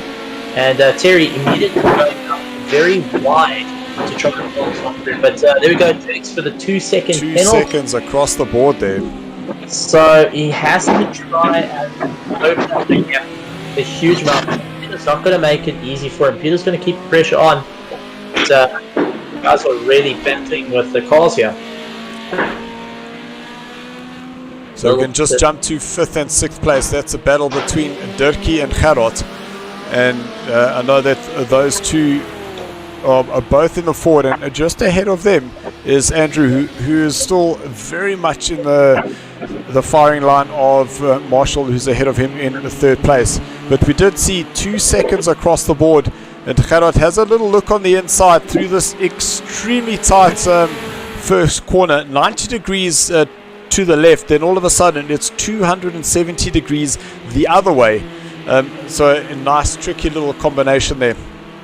Lovely for a go-kart and not so fun for corners, but definitely Gerard trying to show what he can do and powering his way around. He has got to try and battle, as just ahead of them, 8.5 seconds ahead is Andrew Horn, who's gripping his Alcantara can and making sure he doesn't get carpet burns as well, as he throws that car in and out of the corners, trying to catch up to our top 2. Well, so the guys are starting to just get a little bit of a breathing space between them, and as I say that, I eat my words, because Marius now closing up on the back of Terry, and just behind Marius is Robert, and poor old Pete, we saw he got a little bit of a nudge going into that braking zone. And I did say, Tyler, but apologies, it was actually Robert Stoltz who had given him that little touch. just sometimes the car that the camera's on, you just get the names a little bit wrong. It does happen on live TV, and we do try and just rectify those missed calls. Marius having to try and hold off and defend. Now we know Marius can cope with a lot of pressure, and this is where it comes down. He's got to try and battle his way around. Does move a little bit out the way just to give a bit of breathing room. Knows that he's not fighting the alpha guys, so he's just enjoying himself at this point and knowing he's going side by side. But amazing car control, has a look and giving each other space. I mean, this is what the racing's all about. Those pushing those limits every time in them, and despite having damage on the cars, the guys are really doing what they can. And that's what the whole thing about is, you find the limit and you're constantly pushing that limit to see if you can't get just that little bit more. We can see Morris testing that outside line there. How far can he get that wheel over before he turns into the triple? Because you can really make up a lot of speed. But if you run off wide after the second apex, that curb on the outside, and we keep talking about the curbs, we know that Project Cars is synonymous for having these dodgy curbs, and it can catch you and flick you off on the other side. Now, Project Cars being one of the ones that you go and take a little, go and give you a lot at their best of times, and as we've seen a couple of the guys really running into that. There we go, Andrew Horn still battling his way through. 1.3 seconds ahead of him is second place, so he is really trying everything he can to push his way right up there, but he has got a bit of a battle to do it. Marshall has proven that he can handle it with the best of times and also be very constant in his times. He hasn't gone out of the 142s, mid 142s, so he's definitely trying everything. 143s, so definitely trying everything he can. And Andrew Horn just knowing that there's a third place position waiting in the wings for him. Andrew is a little bit fast on that last lap, 142.9, so a little bit quicker, but unfortunately the Escort not having the power to go and utilize it on the short little straights is making it rather tricky for him. Yeah, so it definitely has been a battle of the Ford and the BMWs, and we know that sometimes the Fords have been a little bit underpowered. The last race will be the Sakito Sprint, and there's going to be a lot of changing directions specifically on that track, and we just hope that the field is able to have a great battle. We know that the start-finish line at the Sakito circuit is very long, so the Fords just might be wanting a little bit there. But that does not mean that the guys in the Fords are not going to be giving it their all as we round off this final race of the season next week, Monday, on the 19th of October. So definitely one to keep an eye out for. Once again, go and like, subscribe, share the page with all your family and friends right across. If you guys want to join us, just go and send us a message. Join the SARCO Discord as well. Brilliant. Gerard making it very, very tight as Tyler goes very deep into turn number one. And Gerard is able to hold on to that place, and Gerard will remain in 6th place. Tyler just making sure Terry has mowed the lawn. Ooh, there's Andrew going very wide. No, that wasn't Andrew. Apologies. That was Durkee. I just looked at the color of the car. Whoa, side by side, Tyler and Gerard. And it looked like Tyler did come off the power a little bit there. But now Tyler's going to be side by side going into the triple, and Gerard in the Ford holding his own, trying to go around the outside. That was an absolute brave move, and he'll have to let Tyler go through. Side by side action, giving an inch, fighting tooth and nail. This is what we want. And there's only one. Look at that. there's only a couple of ways this is going to end. One's going to get past the other, or it's going to all end in tears at this point. But the guys are trying to push those cars really as hard as they can. Once again, side by side, Ford versus BM. Oh, and Tyler overcooks it. Gerard just holding his line, keeping that pressure on Tyler, and he forced Tyler into that mistake. But now Tyler will have the advantage of the start-finish line, so he should be able to, unless he makes a mistake, and that's going to allow Gerard to come right back at him. And now they're going to be having an almighty drag down the start-finish straight. And Tyler looks like he's a little bit too far behind. Will he have the straight line speed to make a move into turn number 1 as he tried earlier? Wasn't able to do it the previous time. He did outbrake himself, but pretty tidy that time round. I think Tyler's starting to feel a little bit of it. Kara doing a fantastic job, just pressure, as you've brought up before, Dylan, is just to put enough pressure that lets the guys know, makes them take a look in their rearview mirror just enough, just to break that little bit of concentration. And unfortunately, Tyler doing that, keeping one eye on the rearview mirror. And unfortunately, that's Durkee. Durkee had touched the curb on that outside, spun the rear, and we see him now down in 10th. So I think that he still might be stuck. There he is. So I'm sure there was a very, very heavy impact for him. And that's Terry now going to go around the outside of him, going through the triple. Terry now looking to try and capitalize on Durkee. Not a very happy champ seeing you.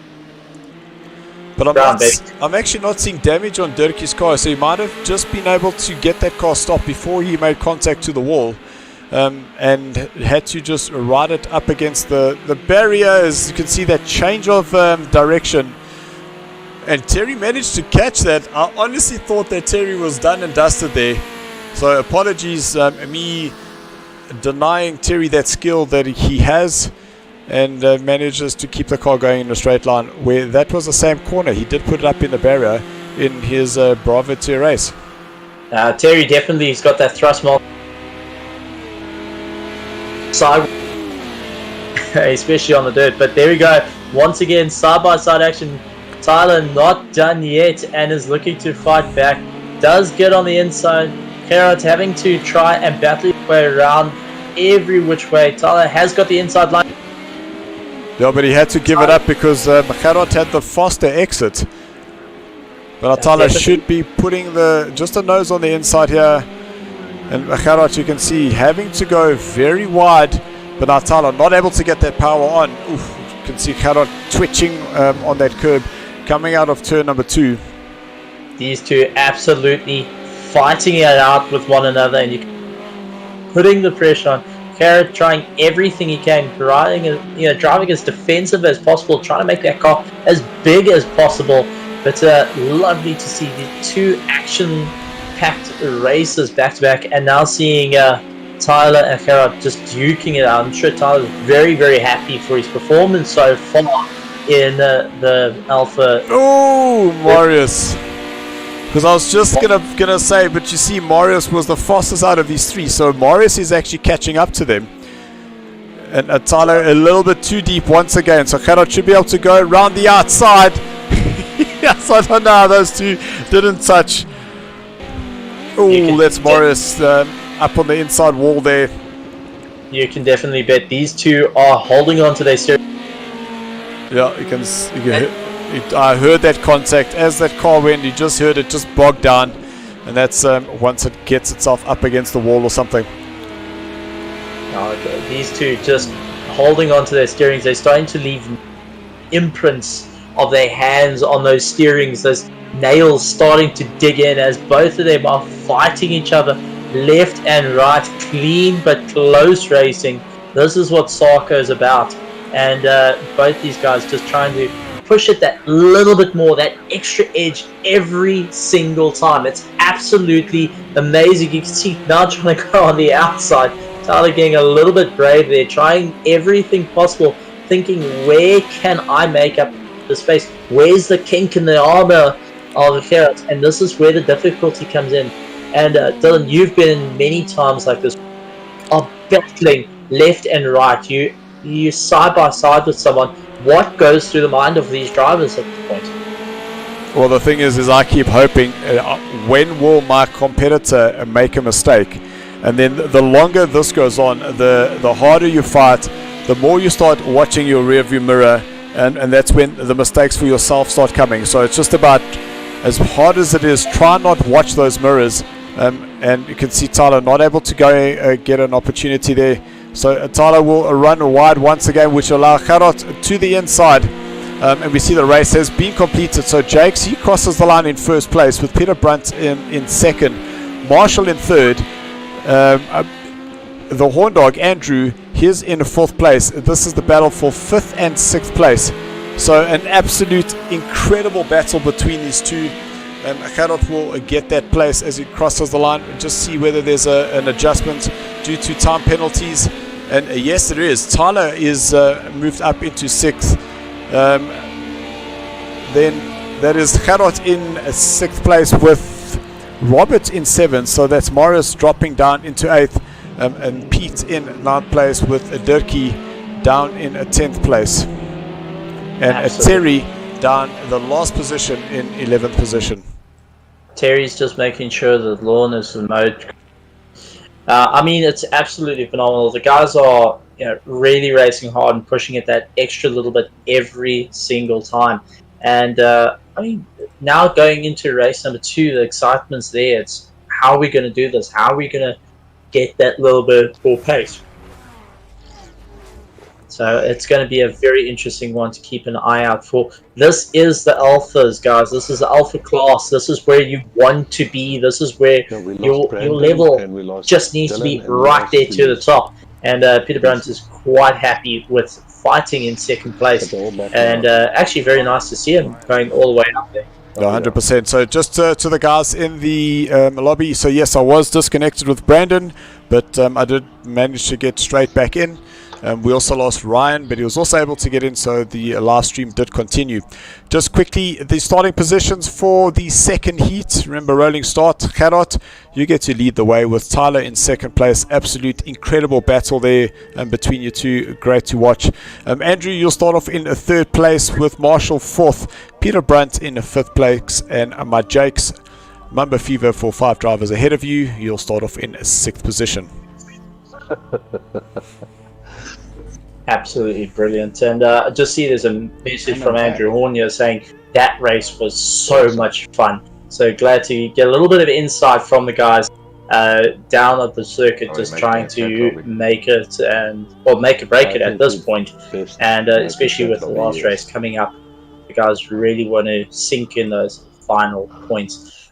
Now, Dylan, I mean, you've seen them all season, and now that the season's starting to get to that point of due to a close, how does it feel taking a look at these alphas really just raising the bar, pushing themselves to the limit? And I mean, the evolution of the guys, I'm sure they've been upgrading their gear to become more and more competitive into the sim racing scene. So the interesting thing is that a lot of the guys is that they'll get a wheel, but they'll stay with that brand. And they'll move on through the ranks with that. One of the amazing things is just to see what the guys are capable of doing with the current equipment that they have. I know Jakes, I know that he uses the Logitech, but the Thrustmaster, just from a feedback point of view, is that he's tried it and he understands the he's almost said it almost feels easier to drive with the Thrustmaster, but that's just part of that skill that a driver like Jakes will have. Jakes is a previous champion here. We do have Marius, and we're talking about Marius Portma, who's had issues with his PlayStation, and he would be here. We've got Christopher Radloff, who as well, an absolutely incredible driver. Some of them have real-world experience, some don't. But the reality is that you're able to come, and the more you race against each other, the harder you get to race each other. And that's the amazing thing about the sim racing. No, that's absolutely it. I mean, the guys are able, have a great bit of fun and drive some cars that you never expect that you would ever drive, and around circuits around the world. And big thank you to everyone that has been viewing and watching supporting their drivers on YouTube and on Facebook. Big thank you to you guys for it. And honestly, I drove the T300, Thrustmaster T300 with the Alcantara Ferrari wheel, and I know we were talking a bit off air in the iRacing Petite Le Mans, and definitely you can feel there's a bit more feeling back, and you go and develop from more let's talk about Michael Koenig with the T80 of the Thrustmasters, which is a very absolute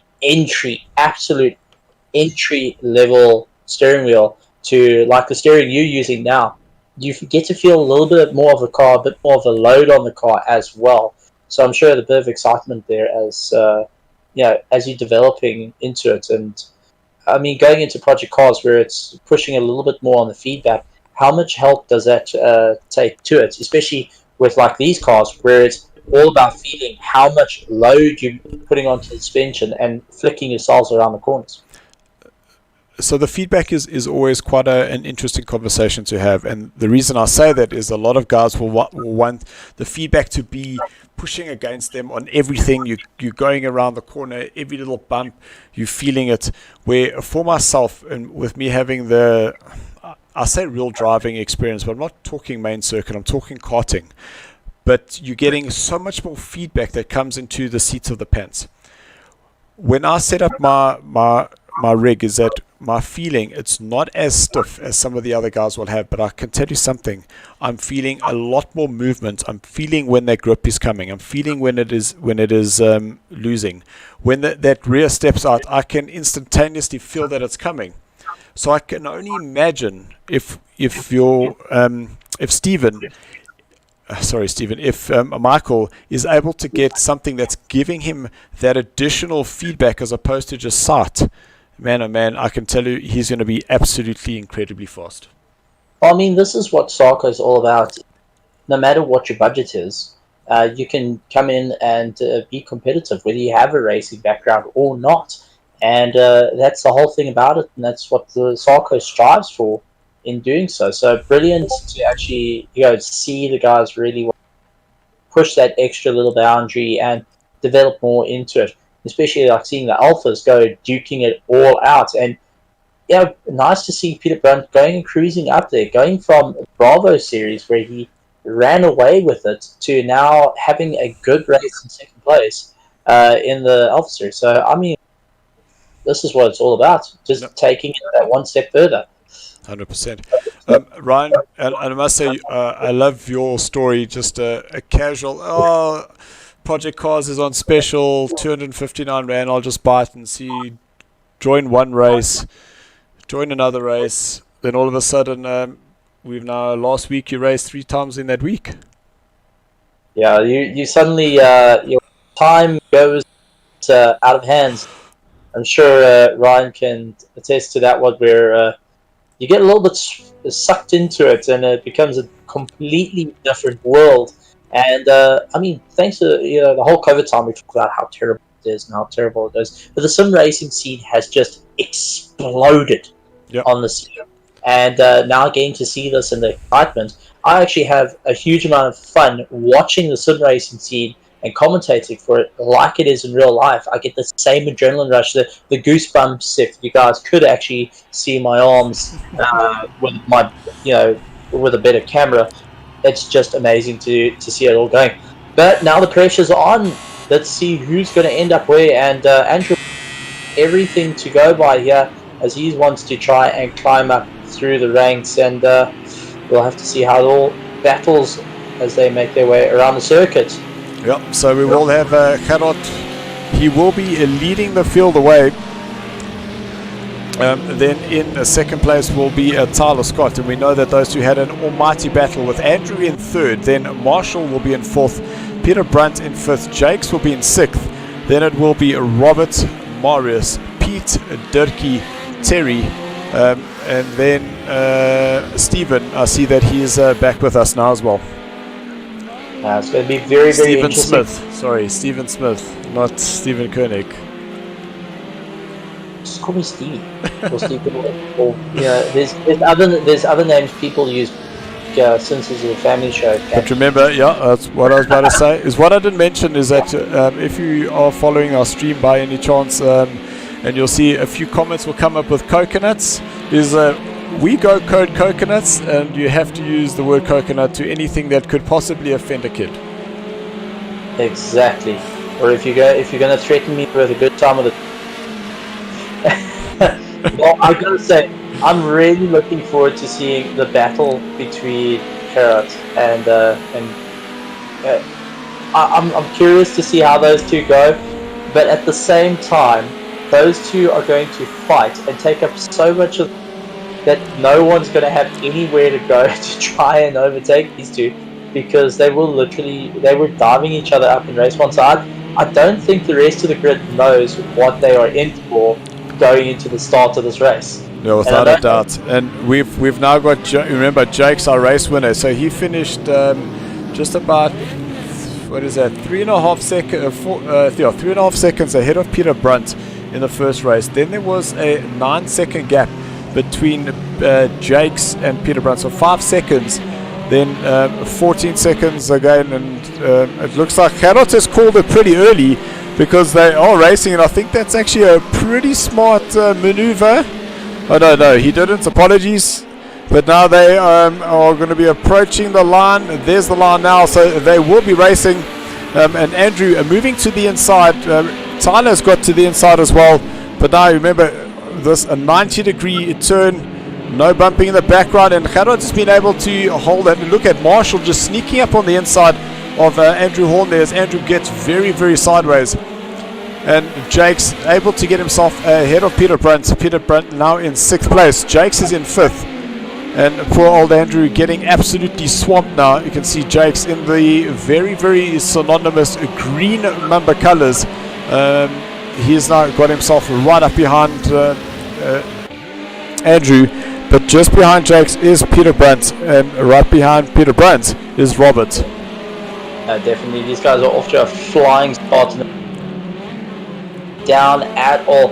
Carrot trying to do everything he can, but Andrew really flicking that car around. He wants to try a bit of ground, but you can see the battle is now starting to charge on for 2nd place, as it's now turning into a 3-way car. A little bit of sideways action in the back there, touching the grass.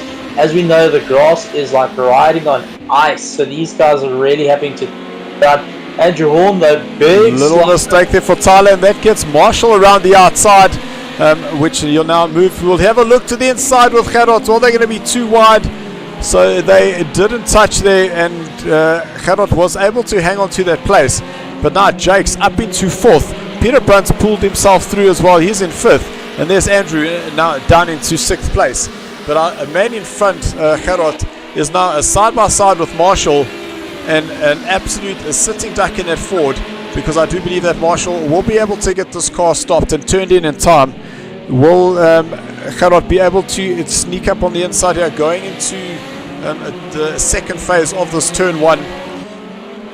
So you can see how hard he's actually pushing that car. He's got to be careful not to get any, incidents. He doesn't want to lose too much. Marshall keeping it clean, just taking his way through, waited patiently, and then when the opportunity arose, instantly snapped up to go through it. But I think Andrew Horn at this present moment is asking what on earth is going on, falling down the grid. Jake's starting to climb up as well, looking to try and make it a 2-for-2 as he battles his way around the circuit. Really has got the pace, he's got that BMW dialed in, and now looking to go after Gerard. Gerard trying everything he can to go defensive and battle his way through. So definitely want to keep an eye out for. But right behind him is the invite from Bravo, and that is Peters. And Peter is not going to slow down. He wants to be right on the back. Knows what. So what I saw is that Jake's got right up behind Gerard onto the braking zone, and that just allowed Peter Brunt to close up on him. But now we know that it should be single file through here. Jake's just biding his time. He'll try and get a good exit out of here. I can see how Gerard just flicks that rear round as he comes out of the last corner, trying to get a toe from Marshall in front of him. Jake's now will move to the inside, and you can just see how easy that is for Jakes to get himself ahead of Gerard. But now will Peter Brunt be able to have a little look to the inside? No, he doesn't. So 4 cars, a single file through turn number 1. Now they go to the long right-hander, and it is such an extremely tight corner that you can just get that rear out just enough, and it does pull you around nice and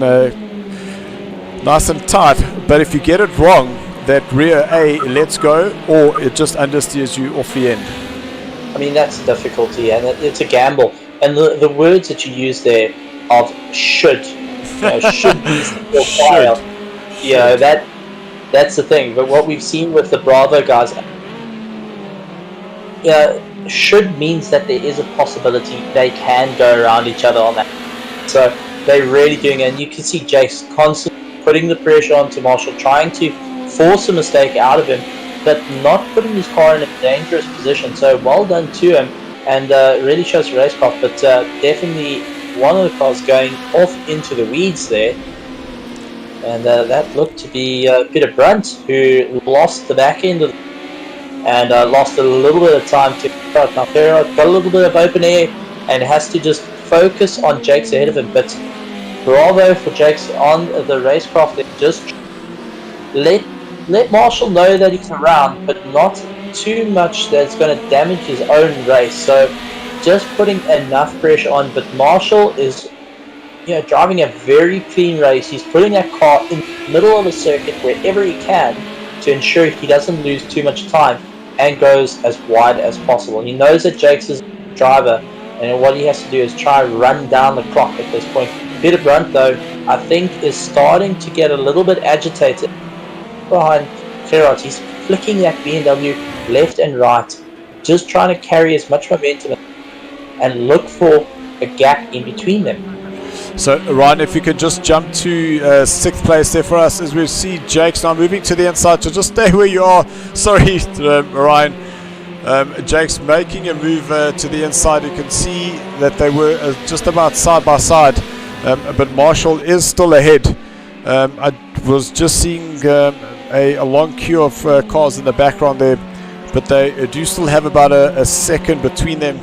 But that in shot is currently the battle for 5th, 6th, 7th and 8th place. So that is between Amarius, Tyler, Roberts and Pete. So if we can now jump to the front once again and just look at the battle between 1st and 2nd place. That is Jakes in 2nd, and he still hasn't been able to get away around Marshall just yet. I think a little bit of frustration is going to be a bit of a waiting game. And I think what Jakes can do at this point is just sit behind Marshall, follow him around, try and just see how much of a tight line is he taking. Look for that kink in the armor. He knows Pete's got behind him. Pete managed to move up into 3rd place and get a hold of Gerard and just try and open up a bit of a gap. But definitely it seems to be a BMW 1-2-3 at this point. And Nürburgring favouring the home. The BMW's have definitely got the home turf at Nürburgring at Germany this point. At Oschersleben, Jakes on the inside. See, Marshall are making it just a little mistake. So, but now if Marshall has got just enough of a drive, no, he doesn't. So Jakes is now clear into turn number 2. Ooh, big sideways action there for Jakes as that rear just rotates a little bit more than he would have liked to. He does have Marshall just behind him with Peter Brunt in 3rd. Then we have Gerard in the fastest of the forwards. Morris down in 5th place. Then Tyler, he's in 6th with Robert in 7th. Sly Pete in 8th. Dirkie in 9th. Andrew down in 10th place. So he must have made quite a big mistake there. And then Stephen in 11th and Terry down in 12th position. I mean, this is turning into the heated battle. The guys are really doing everything they can, and the guys are just trying to climb up through it all. I can see that the YouTube comments are getting a little bit nuts. The guys just trying to chat a little bit more, find out what's going on with the race. absolutely brilliant to see. And I mean, coming out live right here in South Africa, where the guys are sitting in South Africa, racing in Germany with the BMW 222. So it's brilliant to actually see that, and nice to see the fans getting on board with it. So make sure you put lots of likes and subscribes and share the link so people in the comments are cheering on. And one thing, who do you think is going to take the second place now that Peter is chasing Marshall? Marshall hold his ground pretty well against the guys, but Peter getting sideways. I think he's starting to feel a little bit. So it's actually quite interesting because of how successful Peter Brunt has been in the series, specifically in the Bravo tier. Is I think of the 7 races that he's done, he's only been in the BMW once, but other than that, he has doubled up, tripled up 4 times in a row. Peter Brunt has been in the Ford, so he will be finishing off the series 7 times in the Ford out of 8. Nice, absolutely. You know, when you've just got it dialed in just right, and luck is favouring on the side. I mean, you know, he's driving against some really massive names in and holding his ground. So it's absolutely brilliant to see these drivers really going each other and trying to pull their way up, and especially being a guest invite to the Alpha tier. I'm sure that he's going to be smiling ear to ear on this one, and the Bravo tier is going to be taking a big notice on him and going, what can we do to try and slow this driver down? And the Alpha tier is trying to figure out where on earth is this young gun coming from that's actually starting to put a little bit of pressure on them as they make their way around this amazing circuit. I can't agree with you more, and I'm sure we're going to see a lot more of Peter Brunt in the Alpha tier for our up and coming season. So just stay tuned. This weekend we will be looking at making that announcement of what the next racing is for the next season, which will take us through to the end of the year. But right now we still have just under 7 minutes left. You can see the sun is starting to dip just a little bit here at the Oschersleben A course. Definitely one of my favorite tracks. I just love the flow of this track, and once you get that right, it is absolutely incredible to drive. Now, you went and brought up about the sun dipping just that little bit. Now, around the circuit, you can see a little bit of glare every so often. Now, in the cockpit of the car, the sun's going to dip on you. What are these drivers going to be facing? So you'll see now there's some shadow here, but as they'll come around the corner, all of a sudden they'll get that glare from the sun. We're just about driving into the sun. There's Peter Brunt trying to get as close to Marshall as possible to get that slipstream advantage just before they come through the Snell corner. Oh, is that Marshall? I keep saying Marius, just flipping Marshall. What the hell's wrong with me? Just think of the guys that usually show you the blue flag around the circuit. Oh, yeah. That inside Brunt losing a tail end, managing to hold it though, but gonna be kicking himself. Marshall grinning ear to ear. He's got a bit of a gap, and Gerard now just seeing that there's a little bit of a chance to catch up to Peter Brunt, and is giving it everything she's got in that little escort. So definitely that escort Mach 1 now starting to try come into it. Now the whole thing with Gerard is he's just got to keep it clean and try slowly eat into that time behind Peter Brunt. So Peter Brunt, not a happy camper, but he has to just dial himself in, which we've seen him do before, where he can dial himself in right and push his way up through the grid. Sorry Ryan, just jumped there to 6th and 7th. I've just seen Tyler and Robert change places twice within a very quick succession there. So those two having a great little battle there on their own. I'll say on their own, but just behind them is Sly Pete. You can see he is in the Ford. But you can see Tyler really pushing that car to its limit. He knows what the car feels like with its with an extreme weight loss program, and when it's got its when it's got all its bodywork connected. Has sustained a little bit of damage nose, so he is trying to cope with that. Definitely aerodynamics going to be slightly affected there, but not too badly. Really trying to push it a little bit every single time. But Robert now putting the pedal to the metal, trying to brake a little bit late. But Tyler, as you can see, climbing all onto the back of him as much as possible. So lovely to see these two duking it out. Even though it's a bit down, they're still in the top 10, and it's all to play for going into the end of the season. So it's not all over yet, and nice to see that, you know, Tyler, coming from the Bravo tier, actually starting to push himself that little bit more to gain as much experience, and also see how he goes and fares up against the Alpha tier. So we might actually see him start moving in next season. We'll have to find out, so make sure you keep an eye out on the SARCO page to see if he moves up there.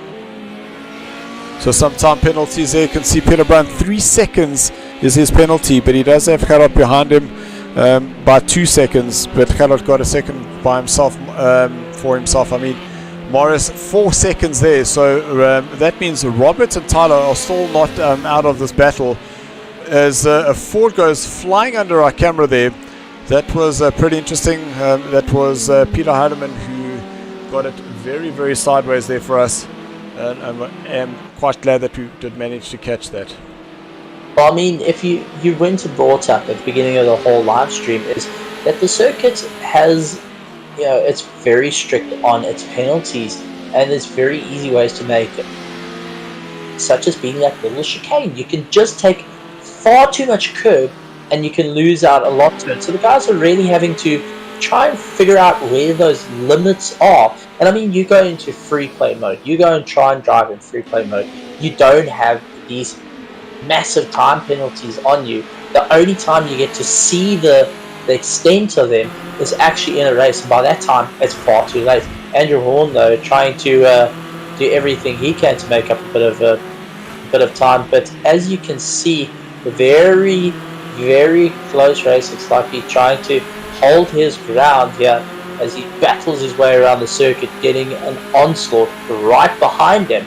So brilliant to see these guys really trying everything they can, and looking for that little bit of a extra second between each other.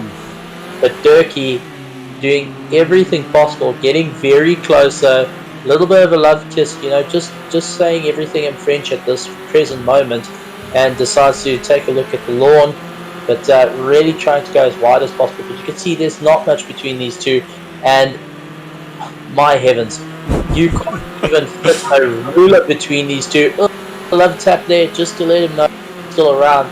So just giving him a nice little nudge, saying, I'm still here, don't worry, I'm still chasing you down. So bravo to Durkee there, trying to hang it all together, keeping it close. And as they say, rubbing is rubbing. They really know how to keep it going. And thankfully, during this era, the cars aren't made out of paper mache, so they can really just give it everything they got. Man, oh man, we did a Formula Renault, the 3.5 V6 Renault, and talk about paper mache. That's exactly what that was. As Durkee's going to try go around the outside, and it looks like Pete just slowed down, let Durkee go through. So that was a place there for free. But we should be on the last lap now, as side by side. That is Peter Brandt, and Marshall looks like he's able to hold on that inside. So no a place there for Peter Brandt. Peter Brandt really doing everything he can to try to get around Marshall. And Peter Brandt is just chomping at the bit. What a big upset would it be? He might have the time penalties, but just to go and shake, you know, just make it shake. It calls the Alpha guys to shake a little. I'm coming next season, and you better watch out for me. And I definitely think this young gun has got it now, and he is pushing Marshall to the limit. Marshall trying everything he can to just throw the car around, keep it clean. And Peter Brandt, imagine what an upset. Peter Brandt being an invitational from Bravo and saying, hey, listen, come have a bird with us in Alpha. and next thing the Alpha guys checking him absolutely. It would be an absolute upset of note. Yeah, so we will need to see how those time penalties are served out. But we will have our race leader, Jakes. He will be crossing the line within the next couple of seconds. But we are watching this battle between Marshall and Peter Brunt. There's our race leader. So Jakes, he will cross the line in first. So a back-to-back win there for him. And I'm sure he is absolutely ecstatic with that. And here comes Marshall and Peter Brunt. An absolute crack of a race for those two. And I'm sure that they will have lots and lots of words of thanks. Great competitive racing. And now we look at Gerard doing his throwing the car across the line, and it doesn't look like those guys had changed places there.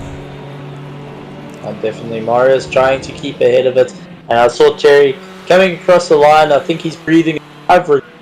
Getting to play with the Alpha guys, and just making sure that the lawn is all mowed up correctly and not getting too damaged. So well done to Terry for fantastic racing. He was in really good battles there throughout the race. Unfortunately, the car not playing too nice with him. As you can see, a little bit wounded, but Marshall and Peter Brunt are definitely going to be smiling ear to ear with that race. And that concludes heat number 2 of our Alpha class right here at SARCO, sponsored by Thrustmaster. So absolutely brilliant. Yes, I'm just making sure that I've got all the right guys in terms of their points, just so we can get the top guys in the lobby and we can have a chat to them. We are nearly done here. But that should be okay. Absolutely. I mean, what a phenomenal racing we.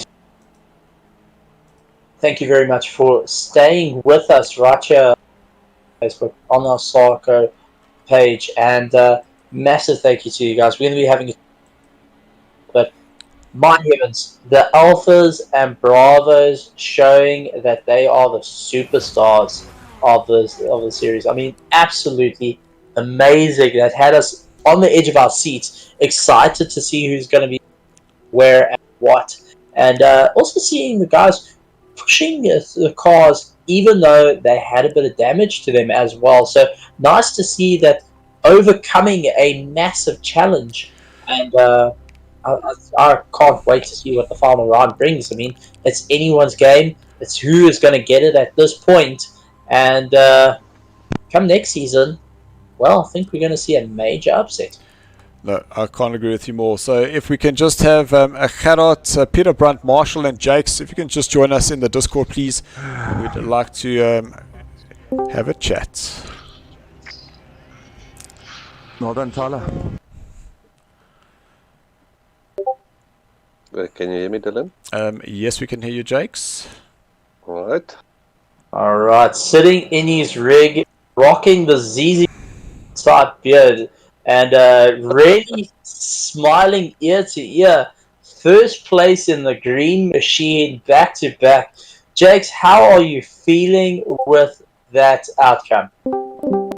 Yes, tremendously satisfied. I expect nothing less from me, but I had a quite an easy first race to come first there. I must say Peter Brunt from the Bravo tier is extremely fast. I had a 2-second penalty, and I had to make up that seconds there before he caught up with me, and I lost that first place. But luckily, I kept up the pace and managed to keep up the first, or manage the first place. And the second race, well, I had to start from 6. And what an awesome race it was. First couple of laps, nice and clean. All the guys just know what to do. And I had extremely eventful first couple of laps, and managed to get past Marshall eventually. And just kept on increasing that gap. And Peter Brunt and Marshall held each other up there, and that's how I managed to make the gap bigger. Absolutely, and I mean, if we can, pull up the Discord, show a little bit of a view here. You can take a look at Marshall and Peter joining in the box as well. And we're going to kick off with Marshall. Marshall, absolutely phenomenal driving on your part. You had a bit of a difficult time there, and I'm sure the speakers next to your head were blaring seconds, going mad right behind you, trying to figure out where on earth is this car going to come from? Where else is it going to attack from?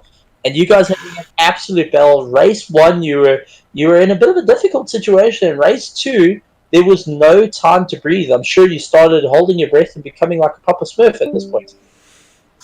Yeah, the problem with the BM is it has loads of understeer through the corners, so I struggled a lot around a few of the corners, but some of them I got to manage real good. But yeah, I just tried to keep it wide most of the time so that Jakes can't pass. But yeah, he managed eventually to catch me and pass. So yeah, but it was a nice race. I always enjoy racing with Jakes. So yeah, it was good. Absolutely. Nice, and now, getting a guest invite from Bravo to Alpha and turning a bit of heads here, and seems to be wearing the wrong cap as well. I think you're in the wrong... Thank you, Stephen. It's been great having you. There's nothing wrong with that cap, Peter. Thanks. So, Peter, I mean, you came into the Alpha tier. And, how was it going from Bravo to Alpha, where you're getting stuck in between, sandwiched in the middle between these two brilliant drivers? How was it? Peter, please. Really nice, enjoyed it. I just wanted to say, please can I answer that for you? You got a BMW, there's no flipping excuse. Yeah, no, I still need a couple of tens to catch the other guys, but yeah, they're fast, yes, yeah. Absolutely phenomenal there. Yeah. Thanks, Marshall, for the last one. Yes, I really enjoyed it. Track penalty after track penalty, trying to keep up. You almost had me. No. Yeah. Absolutely fantastic to watch there, guys. Really, really amazing. All I can say is well done. Thanks a lot. Absolutely, bravo. And ladies and gentlemen, they kept a phenomenal race. They kept it going, but back-to-back wins has to go to the ZZ Top Beard, the one and only Green Machine, Jakes, for taking it. Lucky my Jakes, Mama Fever, hey, it's a thing. Ask these guys. Well done, Peter. Well done, Marshall, for the great racing. And in true fashion, Peter's already been through this, and sure you were taking note of it. You've got a little bit of a cop launch. No nasty words, eh? Only allowed using coconuts if it's going to be nasty. If you had to say one sentence to your fellow drivers, or anyone to the lobby, or anyone to the entire world, so open mic, and we're going to start with Marshall. Marshall, the mic is yours. Nou sit jy my op die spot. On the spot,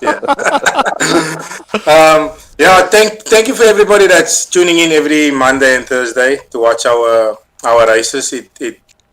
We've really grown the last couple of years as a group, and thank you for watching and supporting us. It's really nice seeing all the comments in the live streams and the support, and it means a lot to us.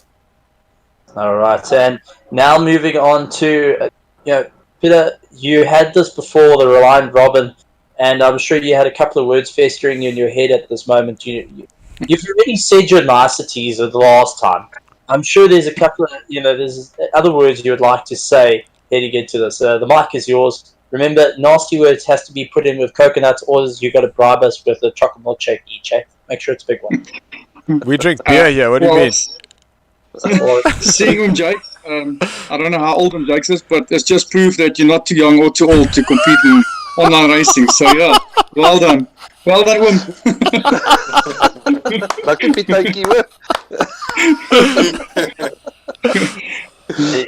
No, that's it from me. The young gun going and stake while martial law was chasing him down. And now for the green machine, the ZZ Top. Jakes, the mic is yours. Yeah, I'm not that coconuts old, but there's one guy that I'm really missing. Here with this races, and it's Marius. Unfortunately, he can't make this races. He would have given us all a run for our money. I just want to give a shout out there to Marius. We miss you, guy. We really miss you, and we hope that you can fix that machine of yours quickly, and so that you can start racing with us again. I'm sure he's chomping. I'm sure he's chomping at the bit, watching the live stream and going, "Oh, I'm coming, guys. Oh, it's you. I'm coming. That seat's going to be really warm for you guys." Now, absolutely brilliant. Thank you very much for joining us at the SARCO. Well done to you guys. The Alpha class really showing what they can do here, and wow, I've got to say, absolutely incredible. Do you have anything to say to these phenomenal drivers? So, guys, thanks so much. And we always talk about SARCO, we talk about the racing, putting on a show, and that's exactly what today was. This evening was a show, and those points up front have just been completely shattered. Next week's final is going to be an absolute cracker. Remember, we do go to Sakito Sprint, so that little fort, julle gaan lekker ry.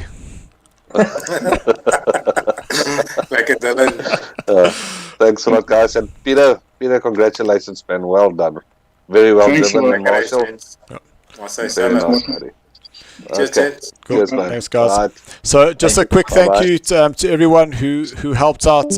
Ryan, thanks so much for helping with the director's role, as well as Andrew directing with us in the Bravo tier, as well as adding some commentary on that. Stephen, it's been an absolute pleasure having you. At least you now can see and experience what SARCO is all about, and we do hope that you've enjoyed your stay. As well as a big thank you to our sponsors. Thank you, Thrustmaster. Without you guys, that the series would not be available. So let's just turn around. So Stephen, you've now seen the racing. You've seen met some of the drivers. If there was anything you wanted to say to anybody in any of the lobbies or on the stream, what would you say? Absolutely, I love it when my stuff gets turned on me. Honestly, the first time joining SARCO and saw the brand every so often in the background, just started sim racing properly. Well, I could say properly, but I'm usually the professional chicane at the back of the grid. But it's absolutely phenomenal to see it. And to all the drivers, well done, great work, and fantastic. And I've got to give some brotherly advice. I have to bring the brotherly advice in, and that is, Michael, why aren't you getting faster? Come on now. Oh my goodness.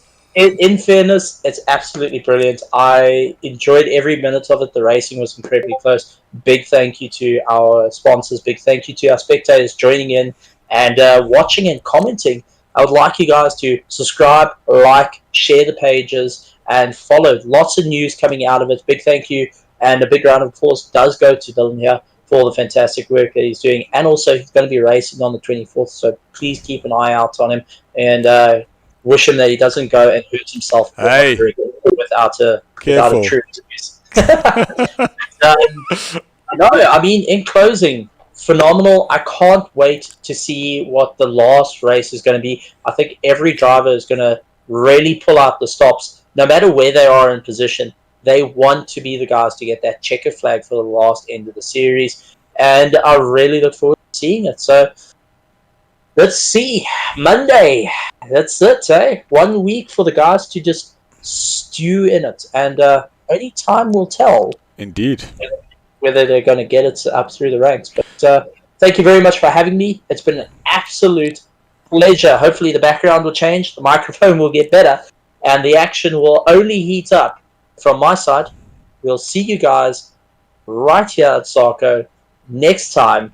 Stay safe. Stay fast. And we'll see you next time on the SARCO page. Cheers, yos.